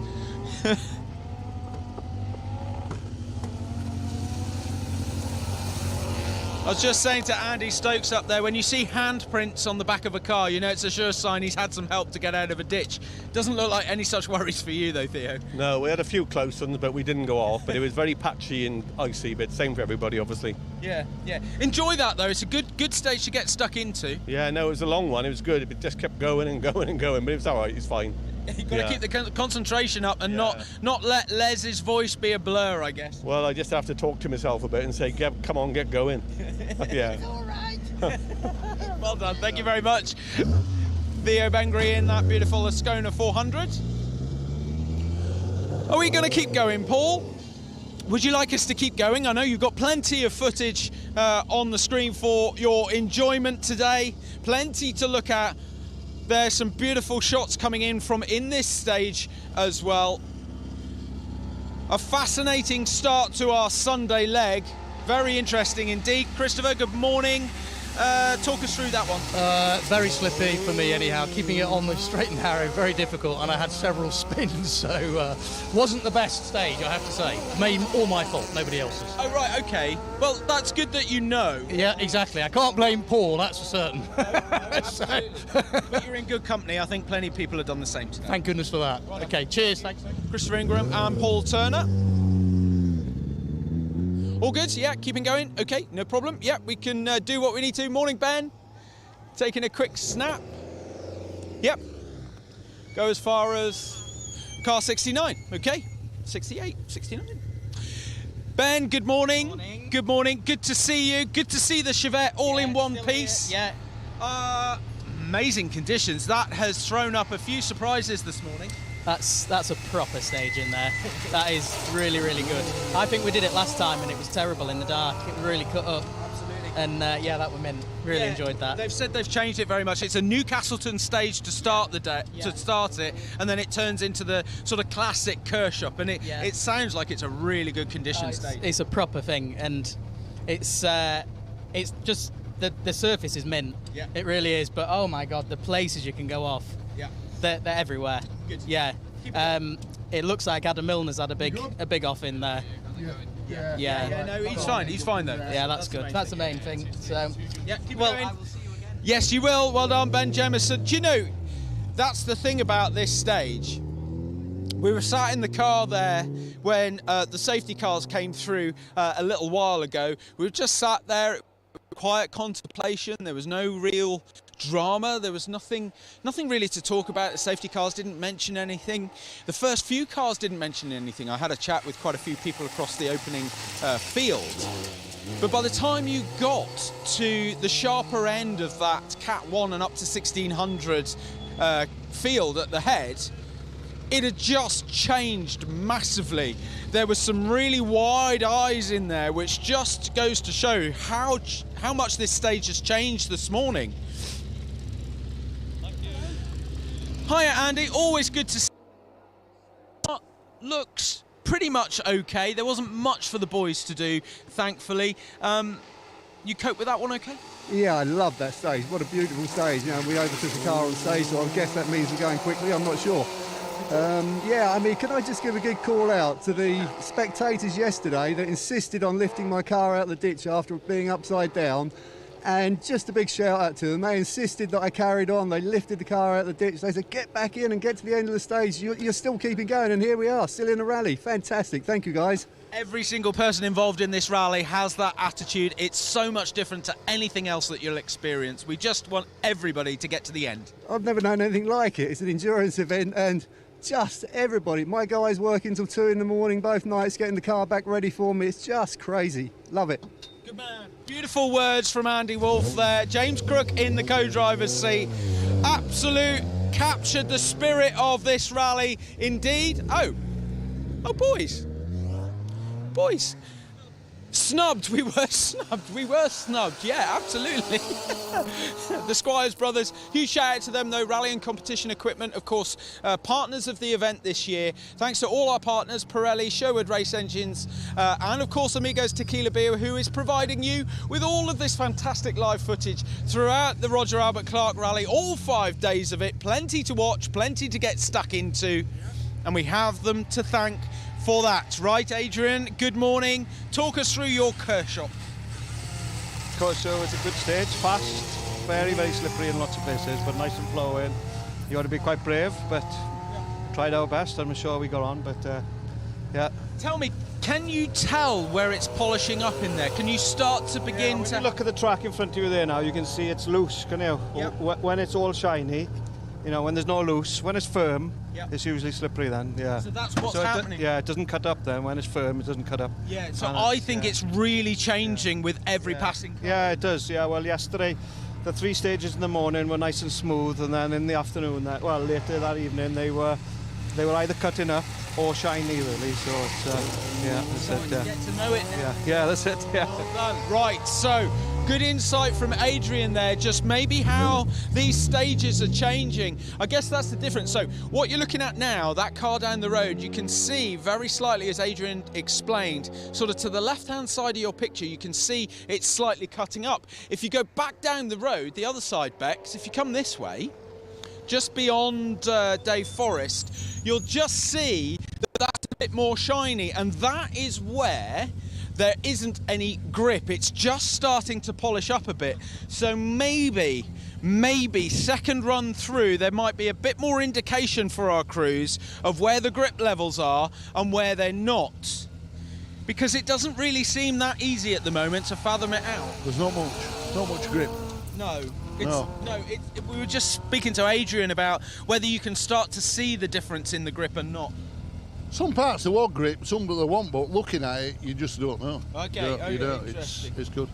Yeah. But a big thank you to Harry and Charlie for giving us a dial-in letting us know where slippy bits were this morning. Oh, have you got an ice snow crew out? Helicopter. Helicopter, is that what it is? Yeah. Ice snow crew and everything. That's it. Crikey, they've got everything. It's WRC Forest, this is. Dragon soup. Oh, dear Lord. Dear Lord, right. There's might be a tale to tell over that side, Bex, because there's a little bit of dirt on the front end. Is there a tale to tell, Asd? Not particularly. It was a lot slippier than I expected it to be. The stage doesn't really suit the car. It's a bit too fast and flowing. We like it a little bit more technical. We were just struggling for a bit of commitment on the fast stuff. But all in all, a reasonable stage, yeah. It's mega to get stuck into. What we think has happened is as the cars have gone on, they've just literally polished the surface. It's become like an ice ring. The first few cars were like, no, it's fine. As you got towards sort of Neil Weaver and Alex Waterman, it was like, that's hairy. And then everybody else, like the top 10 has just changed in this stage. Easy done? Yeah, realistically, I mean, from looking at it, it looked like we'd have plenty of grip, and it was sort of leading me in, and then going, actually, no, there's not a lot there. So, yeah, it was good fun, and we're just happy to still be going. We are too. Well done, Aaron McClure, Simon Taylor in that 205 GTI. Looks good, looks good. You don't need to turn the camera around to know who that is. We'll have a very quick chat with Dave Hemingway here, seeing as you announced your arrival for us. Thank you, Dave. How did you get on in there? We think we went fairly well, actually, but it's slippy, isn't it? Yeah, it is. It is. I think there's a layer of ice under it. Okay. Under gravel or in gravel, it's certainly polishing up by the sounds of it. How are we getting on maps? All good? Yeah, can't complain. I love so. How do you do the maps? It says I can't complain, but he keeps shouting corners out there, aren't there? And yeah. So not on survey maps this time, and that's not there. Okay, so Si, you laminate them, do you? Yeah. So you laminate them and then. No, stay there. Oh. Okay, yeah, come around. I just want to see that. I'm fascinated by this.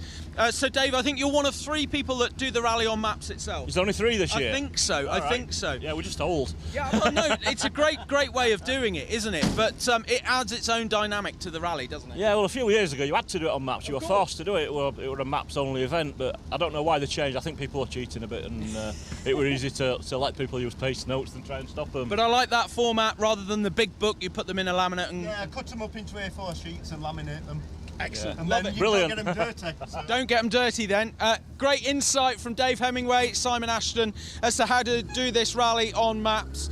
You can do it on pace notes, you can do it on maps, you can do it however you like. Great to see them doing it on maps. Steve Graham doing that as well.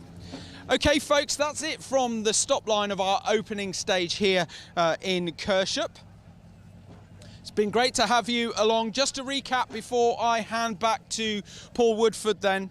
Oliver Solberg sets the benchmark in here with a 17.56.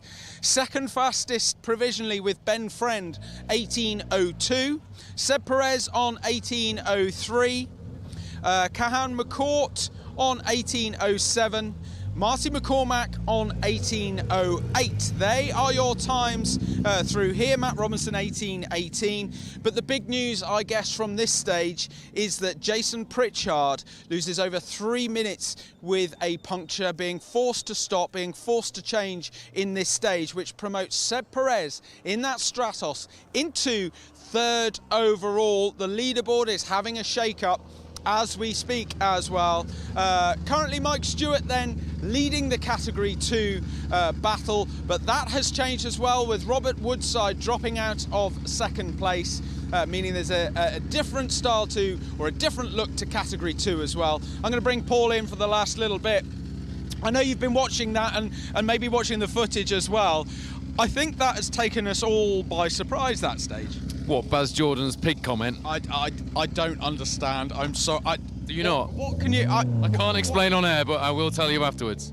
I haven't got a reply to him, Paul. When he does that to me, I don't know what to say for the best. For everybody at home, I don't know what to say. Everybody at home knew what to say. They really enjoyed that. They like a bit of character. And that's it. But that is exactly that. That's the. I'll explain the pig thing afterwards. another exciting morning, and we're just one stage into day 4. And I thought I'd be flagging more than I am. I got up this morning after so little sleep in the last couple of days, and I was raring to go, and that's good. That shows that this is exciting. It's a shot in the arm. It is a shot in the arm. It's unbelievable. I didn't anticipate that this would be so interesting. I thought we'd come here, maybe people with the leaderboard the way it is, I thought people would come here and just be a little bit tentative, a little bit, but it's just this conditions, the ice, the everything that you can see in front of you on these stages has just thrown up a real curveball to it, and it's shaping that leaderboard still. With a day and a half, 2 days to go, we're still seeing this leaderboard just moving. I love it, love it. And we're losing cars in this stage as well, unfortunately. I mean, it's so slippery. On one of the corners that we've got, which is junction 28, 2 corners from the end, and speaking to a few of the crews while you've been talking to them, they've all gone, oh, it's slippy. I'm like, 2 corners from the end? They go, oh, yeah.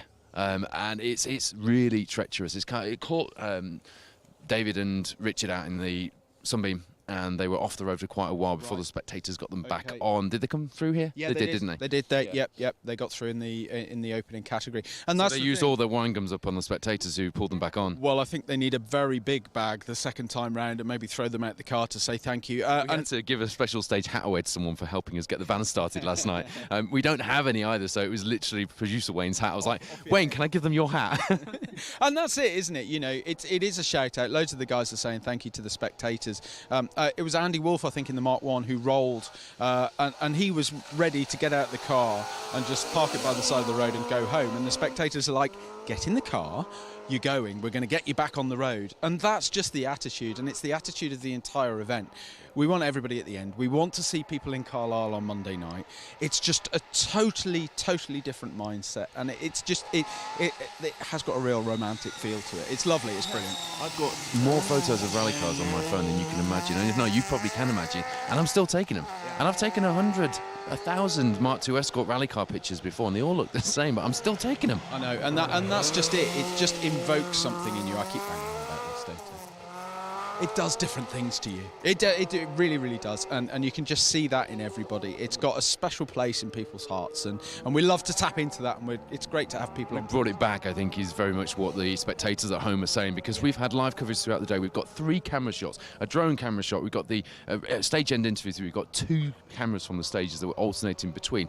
And frankly, a rally of this ilk has never had that before. So you said it already, but fair play to Steve Perez and Amigos Tequila Flavored Beer for sponsoring this live stream, but fair play to Colin and his team for the vision that they had to do this, and for you for putting that together in the lead up with Wayne Goldring, because there's been an awful lot of vision that's gone into this. This wasn't by accident, was it? No, exactly. I mean, all we need now is a bit of Clumber Park and a Carlos Sights or something like that. And as you say that, a Subaru Legacy just dives into view. As you say, we need a bit of Clumber Park, and yeah, I think you got it. Absolutely, and that's just it, you know. It just inspires you to tap into your memory banks, and just the coverage that we're delivering this weekend just enables everybody to get on board with it. And one of the guys was saying to me, it's because of you from 2021 that I'm doing this event, because what they do is they see it and they think, I need to be part of that. I need to tap into everything that you've got here. I want to come out and do it. Andy Pidden from Hong Kong. Well, allegedly, Hayden Padden is now talking about doing it. I had a message from Mike Dent, and there's talk there. So I think we could get some WRC stars out for more WRC stars out for the next one. Matt Cotton, ladies and gentlemen. I'm going to leave Bex to explain Baz Jordan's pig comment to Matt, and we'll get back to what's happening out in this first stage Kershaw. This is day 4 of the 2023 Roger Albert Clark Rally, and I know a lot of you are saying, can you just call it the RAC Rally? I do both. It is actually the Roger Albert Clark Rally, but it feels nice to call it the RAC Rally, so we will do that as well, don't you worry. So back to the action on your screens. We have, as I mentioned earlier on, if you're just tuning in, we've got Junction 11, which is about a quarter of the way into this 16.7 mile stage. And we've also got Junction 28, which is 2 junctions from the end. And you see Neil James and Kevin Jones there in the Escort, coming through the first of those junctions. Mark 1 Escort, Mark 2 Escort on the screen at the same time. And that is what we love. That's the love we have for these cars, isn't it? That they're still, after all these years, the cars to beat. Doesn't matter what escort you've got. Alan Carfrae, Liam Carfrae's RS 1600 has featured in our special stage coverage over this season many, many times, and it's been massively refreshed ahead of the Roger Albert Clark Rally, as many of the cars that finish this event will have done, because they will do the equivalent of a season, more than a season and a half during this event. To remind you, we started out looking at 350 stage miles, and we're going to be, at the end of today, 258 into them, with another whopper of a day to go tomorrow for the final day of the RAC Rally.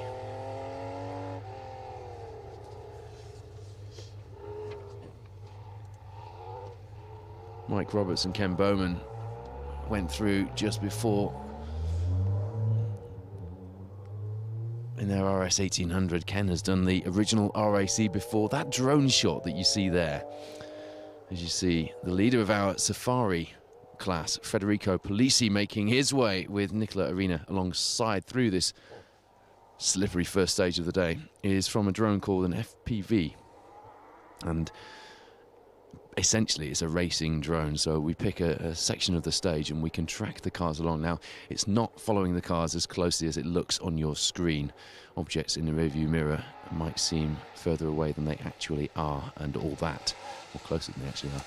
It's following at a safe distance, and it always flies to the blind spot of the car, so it doesn't distract the driver. If it comes down, it's going to come down behind the car, well away, and it's all done within very safe parameters that have actually been agreed at WRC level, and this procedure was used on Wales Rally GB by the very same crew, bringing you these incredible shots.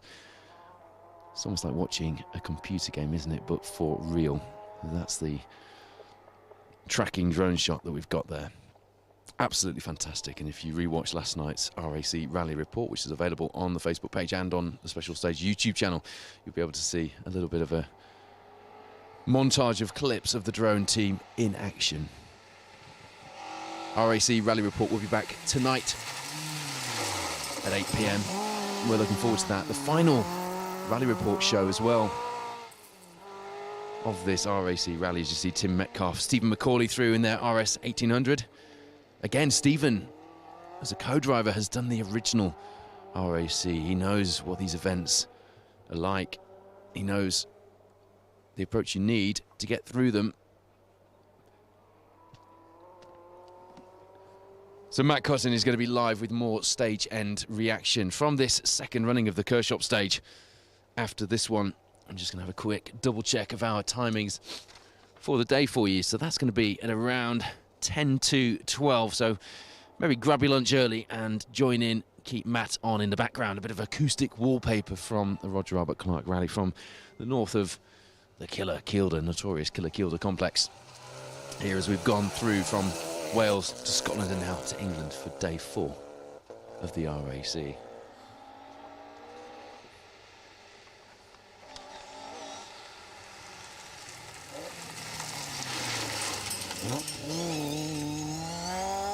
Domenico Ramono, Fabiano Ramono in there. Clio Rally 5 doing their first RAC. Mixture of French and Italian events on their CV in 2022. But their only event of this year is this one. And there, just to make sure we get our fix of Triumph TR7 V8, is the Safari Spec TR7 of Frank Tundo and Alan Jones. Frank joining us from Kenya and enjoying doing the rally on pace notes. Nick Mason and Frank have been having a bit of a debate around this, because on the Safari, and these guys have both done many Safari between them, you don't have pace notes, you do it on maps. And so Nick Mason in the Datsun 240Z was doing it on the roadbook alone, using Tulip's old school style. Whereas Frank said, no, you must be using pace notes because it's an advantage, you should be using them. They're there, use them. And then he went off and Nick trundled past him and waved and said, well, I don't want to be using your pace notes. There's Conrad Boss, Jeff Crabtree. They did have an off on the first day, back in and running. We caught up with Conrad very briefly as he was heading to Wetherspoons for a bite to eat as we were going to the start in Carmarthen Town Centre on Wednesday night. Conrad, part of the team that runs the Preston Road Rally. And I know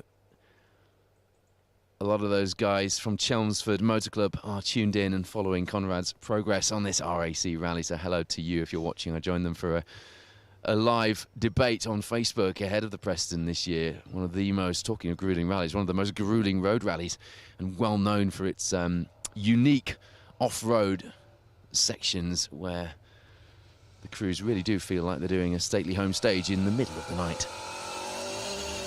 But Conrad doing a good job and showing us the spirit of the RAC, getting back out and running. A quarter of a way into the stage, then Paul Holmes, Elizabeth Beasley in the Mark II RS 2000. You can see the brake lights coming on early. It is slippery, as we heard from the crews just before. We were chatting to Dave Forrest, weren't we, from Strasser Porsche in Leeds. David and Jamie Forrest, big friends of mine, after getting me out of the mud that I got stuck in before scrutineering on Wednesday night. By heck, that feels like a long time ago now, although my poor little Puma ST is still covered in mud.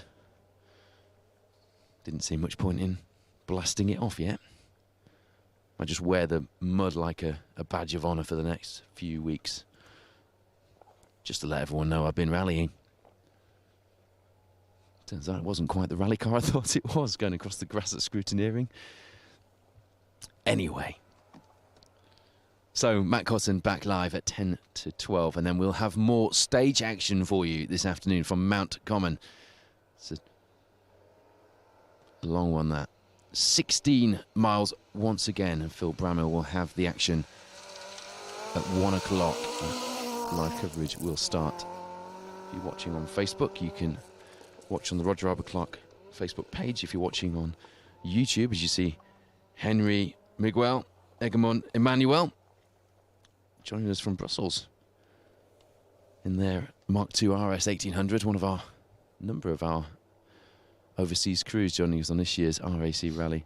Yeah, if you join us on YouTube for the live coverage, I've said this a few times, but it's worth mentioning again. If you watch one stream, we've set it up so that it will line up the next one for you for next time you go on consecutively. And indeed, when we went to what was the pub called? We were in Wales near Sweetland, Wayne.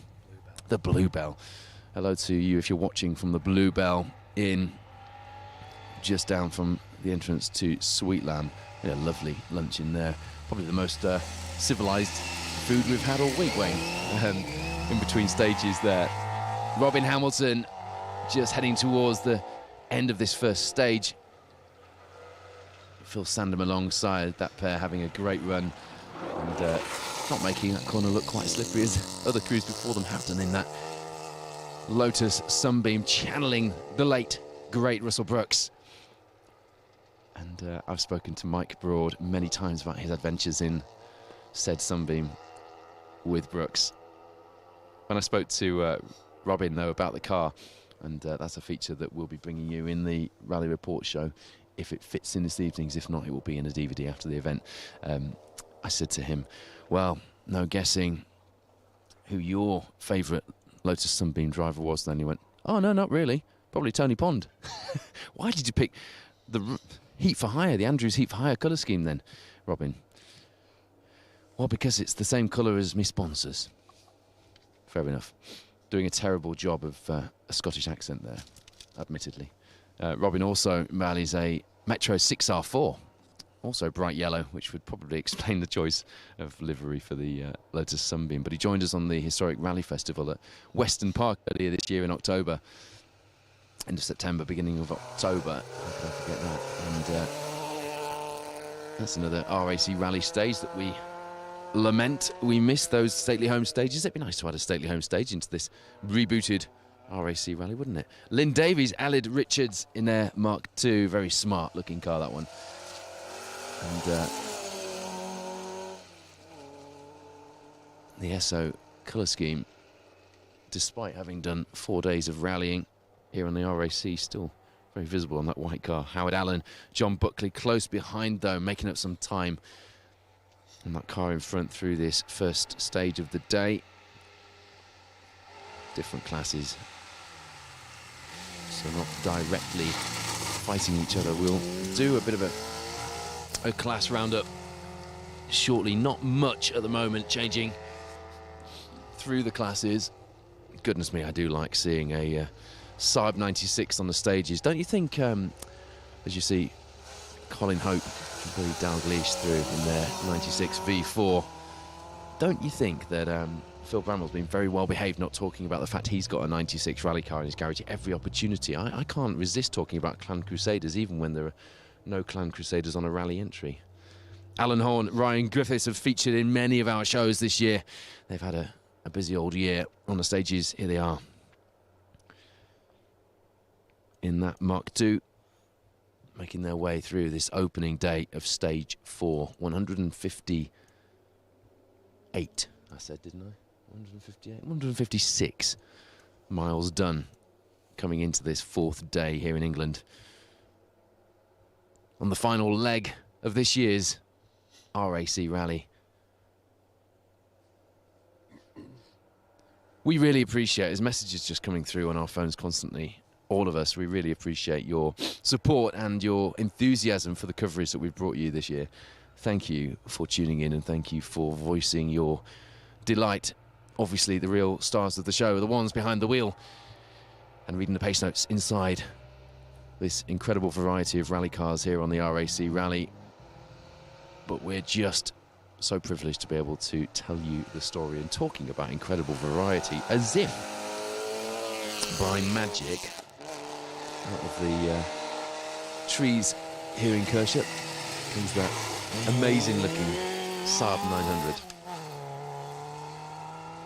Gordon McCombie, Russell Smith. He's done a few RACs now. That's Saab. I took some photos of that. He enthralled me. Centre exhaust, and oh, I tell you what, there's some very sideways driving going on from Colin Smith and Josh Pinder there in the Mark III Astra. One of my favourite rally cars. Hazard warning lights on going through to the end of the stage. Just a couple of junctions to go. Taking a nice line for a front-wheel drive car, just hooking the ditch ever so slightly there, which just takes the edge off how slippery it is.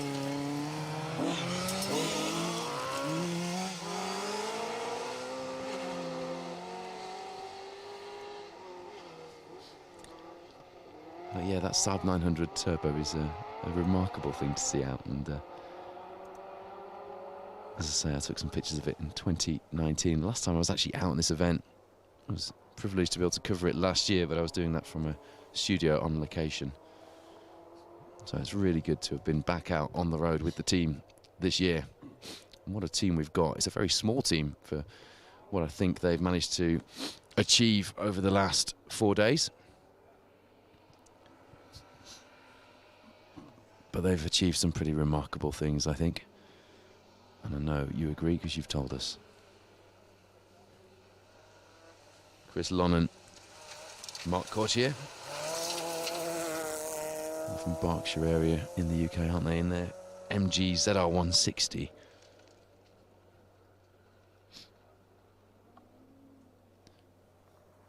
Thank you, by the way, if you've been out spectating over the last couple of days. We had those issues early on the Welsh leg of the rally at various points, and the organisers issued an appeal to ask you to spectate safely and listen to the marshals, and you have taken that on board, and I'm pleased to say we haven't had any other issues reported to us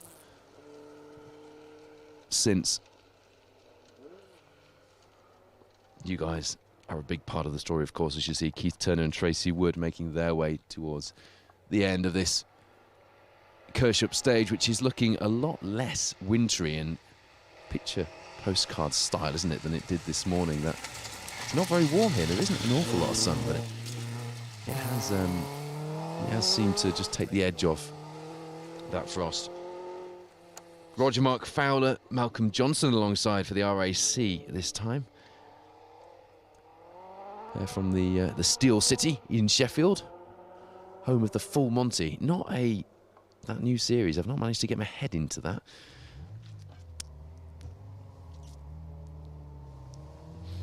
Bit of a funny one this morning when James Ford retired. Neil Shanks asked our producer Wayne to hand the tracker device to one of the organisers today. So overnight, it looked like James Ford was parked at our accommodation. And then this morning, before any of the cars were anywhere near this first stage of the day, James Ford's tracker was showing at the end of Kershup, stage 1. In fact, we were very disappointed, weren't we, that nobody actually noticed that and asked the question, because when they were being a bit mischievous there, we hadn't told anyone about the tracker. We were hoping someone would go, "Is James Ford with you?" Disappointed to see James and Neil out of the rally. It just wasn't to be for them this year after that spin and having a few issues with the car, calling it a day yesterday, but showed their pace. Bit of a shaky start from James, which you could tell he was frustrated with, but got himself straight into that top 10. We know he's quick.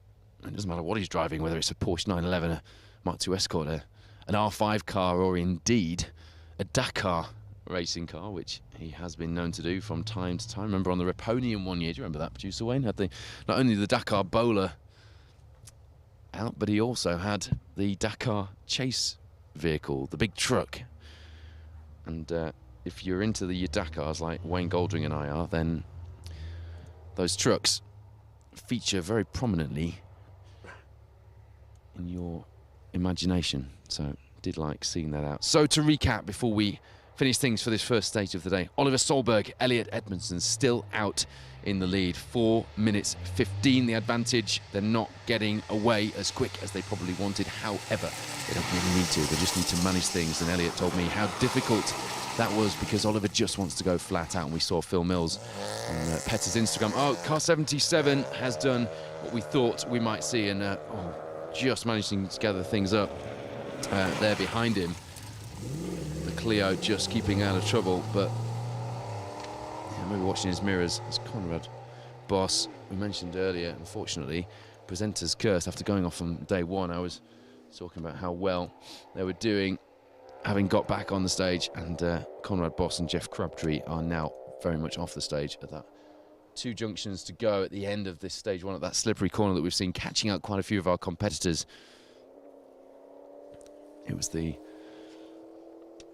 Sunbeam earlier on today, wasn't it? And now it is that Mark II Escort. Conrad out of the car.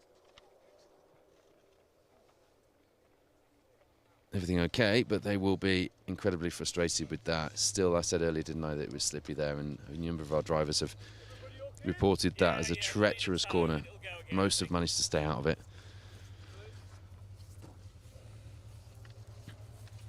That's really, really disappointing for this pair.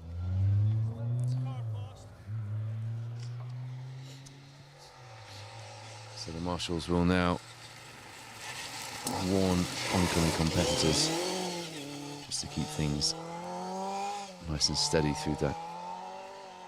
There we go.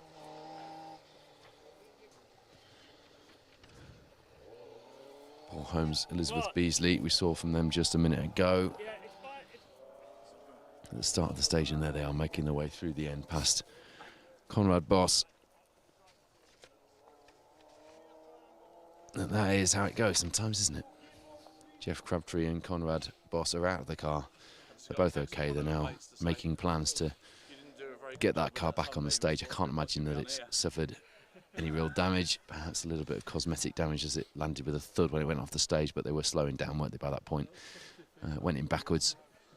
Just needs pulling out, basically, and then I'm sure we will see them featuring later on, albeit they're already in Super Rally. They'll be in Super Rally. So Oliver Solberg leads the way from Martin McCormack. Jason Pritchard, still the gaps remaining, he says, without refreshing the times from this last stage. No, Solberg did pull a bit out, didn't he? 4:27 the gap. Then it's Martin McCormack, Barney Mitchell, second place. Seb Perez, Gary McElhaney, of course, Jason Pritchard having those issues in there. Cathan McCourt, 4th place. Then it's Pritchard. will be incredibly frustrated just a minute back. It's close between the last part of the podium. Seb Perez overhauling that position. Catherine McCartney 36th behind. Ben Friend 6th. De Vrig James 7th. Ian Evans 8th. Mike Stewart 9th. Fantastic performance from Mike Stewart. And Sasha Cackard, James Aldridge now coming on strong in 10th place. Kev Proctor's creeping up in that Sierra Cosworth with Jamie Edwards alongside. The 90s has almost arrived in the top 10 here on the RAC Rally. We're going to wrap things up there from this first stage while the marshals and the recovery crews get Conrad's stricken Mark II escort out from that killer Kielder ditch. We knew they'd strike, we didn't think, and we hoped they wouldn't strike so soon, but they have. We'll be back with you, Matt Cotton, live on the Roger Albert Clark Facebook page just before lunchtime, 10 to 12, with reaction from stage 2, the second running of this Kirchup stage. Then Phil Bramwell will be live at 1 o'clock with more action as we continue our live coverage of the 2023 RAC Rally. Mount Common coming your way at 1 o'clock, and I will see you tonight in the International Media Centre for the RAC.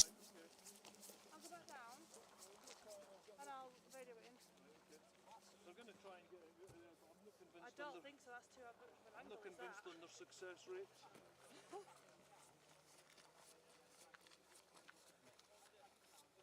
Is he just getting a bit of hassle for the boy behind him? Come on! Yeah, I think so. He's got a little bit of stress. Yeah.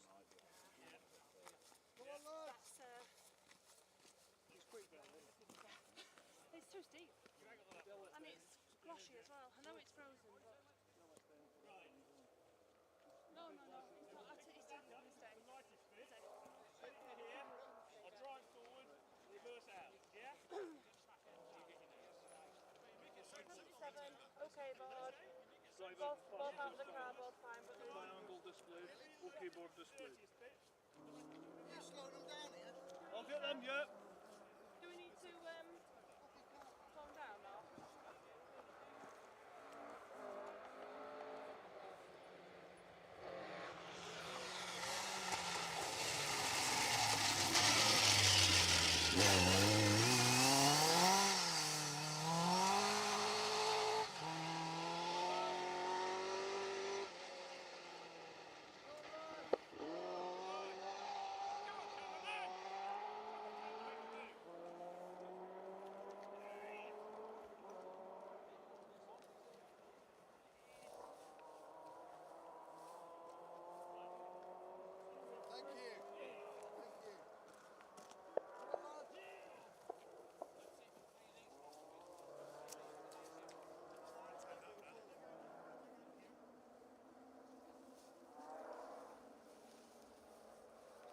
Cut!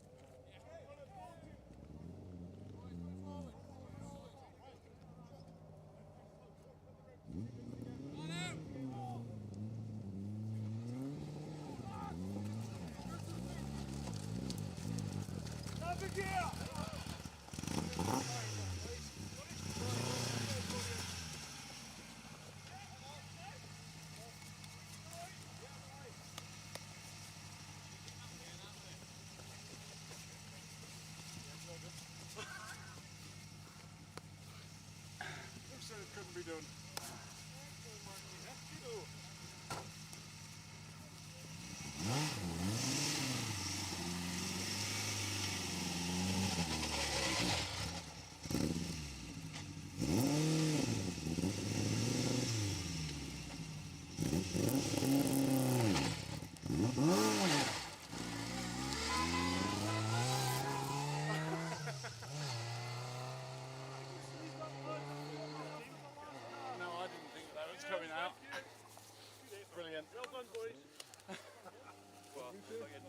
Yeah.